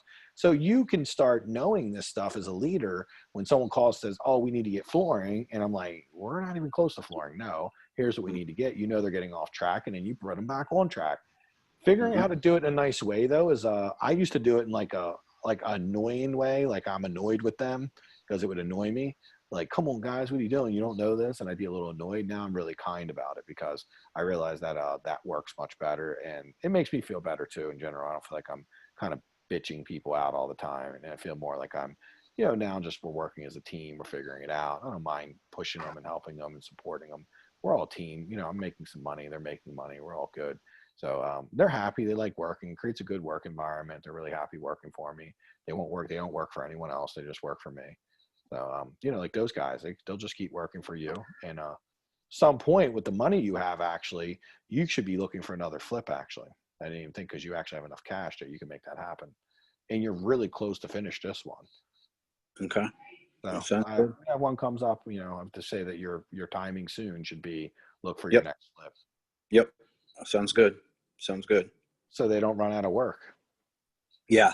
Yeah. And and actually what you just said was true. I called his reference. I don't know if you know a guy named Phil Parsons or something. Big time. Anyway, he was telling me that, he left, he said he's like a people person, very people pleaser. So, I'm going by that, and he is, he's very, and always wants to do right, but also you got to give him the direction. I'm realizing that. So I told give him all direction. Yeah, for sure. And I told Marlo that I'm like, just keep that, in the back of your mind. Make sure you just kind of guide him, and he'll work great for you, and he says what he's going to do. Sometimes it just takes him a couple days, but he'll do it. Now, are we talking about the Spanish guy or Flynn? Yeah, no, Felix, the Spanish guy that I found. Oh, okay. Got it. Yep. Okay. Cool. Hey, Wade. Mike, can I ask a question? Mm-hmm. Yeah, I just wondering. So my plumber told me, he said everything's done. He will come to connect all this plumbing thing. So for example, what exactly he needs to do? He will do, and for example, vanity. He should connect it to vanity, or I should hire somebody to do the vanity connect. Plumber comes back and does the finish plumbing at the end. And what that would be is that once you're done painting, you got tile. One of the last things you would be doing before, before hardwood, but very close to hardwood, would be installing your vanities and all that. And the plumber would come back, and what they do is they put on the shower called, fixtures. Right now they just got pipes coming out the wall. So they put on the shower fixtures, they install the toilet, they hook up the vanities. You'll have someone install the vanity, because it just takes you just sit it there and put 2 screws in. It's free. You get your general carpenter or anyone to do that who's doing doors and trim, but you do that after the tile, and you install the vanity after the tile, and they'll hook up the sink, they'll hook up the dishwasher, the appliances, everything. Make sure the HVAC's finished out, make sure everything in the house is working from a plumbing HVAC stand. I don't know if they do HVAC, but plumbing gas standpoint is what I meant to say. Should he connect to the refrigerator, the water pipe? They do all that at once. So yes, when you're going to do your finished plumbing is towards the end, after granite's in, you're done painting, all the tiles done, the vanities are done, trim doors, painting. Then you're going to be like, hey, come back and do the finished plumbing. The finished plumbing takes a day. So they'll come hook all that stuff up, and they'll do it in a day, day and a half, something like that. So the appliances should be there at that point, so that when they come back, they can hook up your dishwasher, your stove, your refrigerator. Refrigerator only in like an ice maker, they would hook up. The stove, they're going to hook up the gas line. Dishwasher, they got to hook up the water line. Then they hook the sink up, get the sink working with the faucet and everything, and they do the same thing with all your bathrooms. Okay. Anything you might need. They're going to basically just make sure at that point that everything from a plumbing standpoint is working, not leaking. You got good water pressure. Everything's working and good. Hot water. Last project I paid, a contractor did all this. I didn't know the plumber should do this job. So. Yeah, that's the finished part. So if you pay a plumber $5,000, usually you pay them 2/3 of that to get to like the rough ends, and then the 1/3 gets held till the end for them to come do what's called finished plumbing. Same thing with finished electric. Finished electric is going to be hooking up on some of your plugs and switches, your lights, installing all that and getting it all working. Wiring the microwave, wiring the the dishwasher, wiring all that stuff. So they're just kind of hooking everything up for you. Yeah, I didn't know that. Like the last project, I paid double That, yeah, that's easy to do. That's really easy to do because you're right, you know. And then some people will just be like, no, we don't do that, but no, they do. It's the finish plumbing. That's the exact name for it. Every job is rough in and finish.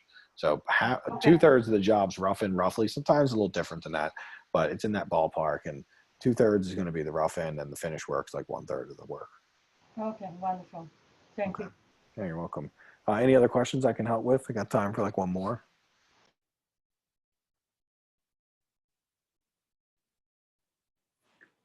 Oh shoot, I think we got some. Let's see what we got on chats here. Make sure I'm not missing anything.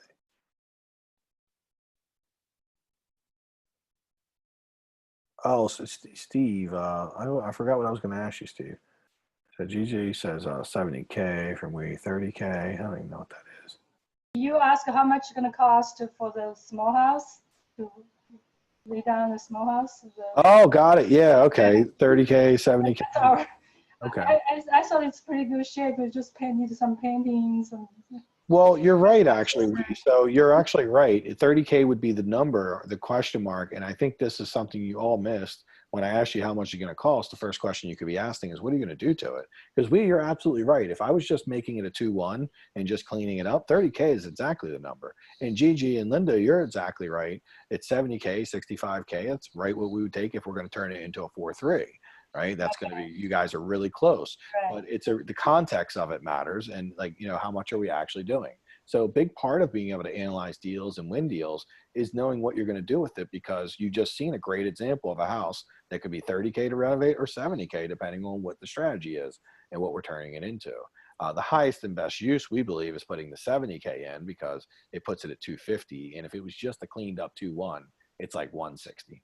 170 tops. It ain't going to go for much. It's not a big market for just 2-1s in that area. So it would be under 200K. So you would literally be saving 40 grand, but losing 100 grand, maybe like 80 to 100 grand in value. So the highest value is adding the addition, just bringing it up to like where people want to pay the most. Yeah. That particular one, because it's so small and there's such a small buyer's pool for a 2-1. Nobody wants to live in that unless you're in like a retirement community.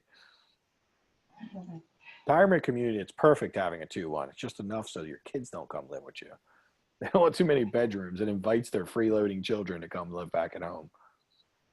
So they gotta keep it small. So only guest room, that's it. I think that's why they have the rule. Their children can't stay more than a week with you in a retirement community. They put that in for the people, so you don't have to take your children in and support them sometimes. So cool. And no other last questions. If not, I'll see everyone next week. And we are going to be doing some kind of infield training soon. What I was thinking would be a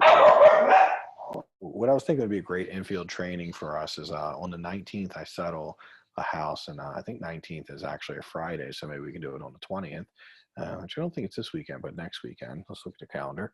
So it wouldn't be this weekend, it'd be next weekend, I believe. Okay, yep. So let's see what we got here. Actually, what month is this? Sorry, month? 19th, am I supposed? Oh, 19th, Saturday the 20th. Yeah. So if you guys want, we can do an infield training Saturday the 20th. I bought a house in Catonsville. The reason I think that would be a really good one for us to all look at is I want to give you guys some training on how to do layouts. And this is probably about the most complicated layout I've ever seen. This one took us a bit. So I would like to actually guys have you come in, have you guys try to solve it. Let me give you some feedback. You know, we could talk through it and you could be able to take this house. The reason I won this deal, and this one's by Steven Cinnamon, it's in Catonsville. So pretty convenient for most like people in PG, everyone. But this one's a really good, challenging layout that I think is going to get you sharp. And you know, we could spend our whole time just trying to hack the layout and figure it out. I already have it hacked, so I'll have the solution with me. I'll have the solve to it, but I'd love to see what you come up with. I'd like to get you thinking, you know, practicing some. So if you guys want to do that on the 20th, as long as we don't have a settlement problem, the 20th should be good. And actually, even if I do have a settlement problem, maybe we'll just go to another property, but I should be good for the 19th. We'll hope on that. It should be good. You know, but I am cutting it close. I don't like to settle it the day before and then do it the next day after. But that's what we're going to be shooting for. That'll be our first infield in a while, and I think we're okay to do it. We're in phase 1. Everybody bring their mask and stuff, you know, so we're being safe, and some hand sanitizer to squirt in your ears and stuff, whatever you want. We're not going to be hugging or kissing, but we are going to be thinking. So bring your thinking cap too. And it's going to be fun. I really hope that we get to do this particular property. I will be videotaping it. So, we'll be videoing and trying to make that work. So like for we and everyone else, you guys can see what we got going on. What I'll do for you or anyone who's not local is I'll just, I can upload the drawings of what we're going to turn it into. I can also try to, see if we can get somebody to give original drawings of what we have. Yeah, so you kind of see what we took it from to what it became. It is the weirdest laid out house ever. And the only reason I got the deal is because at some point I was able to figure out that I could actually make this work. I mean, I hate to leave. I think I have the belief that there's no such thing. If we have the square footage of a house, I can't make practical. And this one was really interesting. It was very complex. I mean, just the goofiest layout I'd ever seen. So anyhow, it'll be fun. Let's see if we can hopefully make this one work. And if it settles on time, which it should, then that's what we're going to be doing on the 20th. Okay. And I'll put something out for that guy. So we'll put it on the thing. All right. Could you give us the layout beforehand? I don't have the actual beginning layout. So I don't, unless I can, I'd have to get somebody to go draw it, but I don't actually have a layout for it, the beginning layout. I have the cheat sheet, which is the finished layout. So I'll see what I can do for you. What I could probably do is just give you the layout after the fact, see if someone will let me take a picture of their layout. Because what we normally start this with is everyone just doing the layout, right? If they do the layout, then they can take the layout, erase it, mess with it, tweak it up some. If I have time, I might come over. Sure, you're welcome. We'd love to see you. And this would be, if you were going to come for one, this would be a challenging one, and it would actually give you a great example of like a difficult house that you could make work. I only got this deal because like this guy tried to wholesale it for a while and somebody else tried to wholesale it, and they couldn't get anyone to buy it because like no one was walking through this and figuring this layout out. This one was like, it was pretty above the rim, but I think that if you put your heart to it and your mission is to figure the layout out, then you will. Most of the time it's just easier to give up and just say, all right, let's just go see the other house. But I actually look at a very difficult layout and think of it as, oh, this will be a good opportunity because not everyone will know this is a deal. If I can figure it out. Like I love that 2-1 for that reason, because I don't think everyone's going to know that's a deal. Everyone on this call might know, but not everyone in the world. Right? There's so many people that'll look at that house and say, oh, that one sucks. I'm not doing that. So anyhow, that's the stuff. So yes, we'll try to do it on the 20th. I will confirm. Hopefully settlement will go well. So I'll let everybody know. If anyone's planning on coming, feel free to send me a text on Friday and make sure it's settled. But if not, I'll have a new location. We'll do layout on something else we've gotten, maybe another new property. Okay. Everyone have a good evening. I'm going to eat some dinner and I'll talk to you guys later.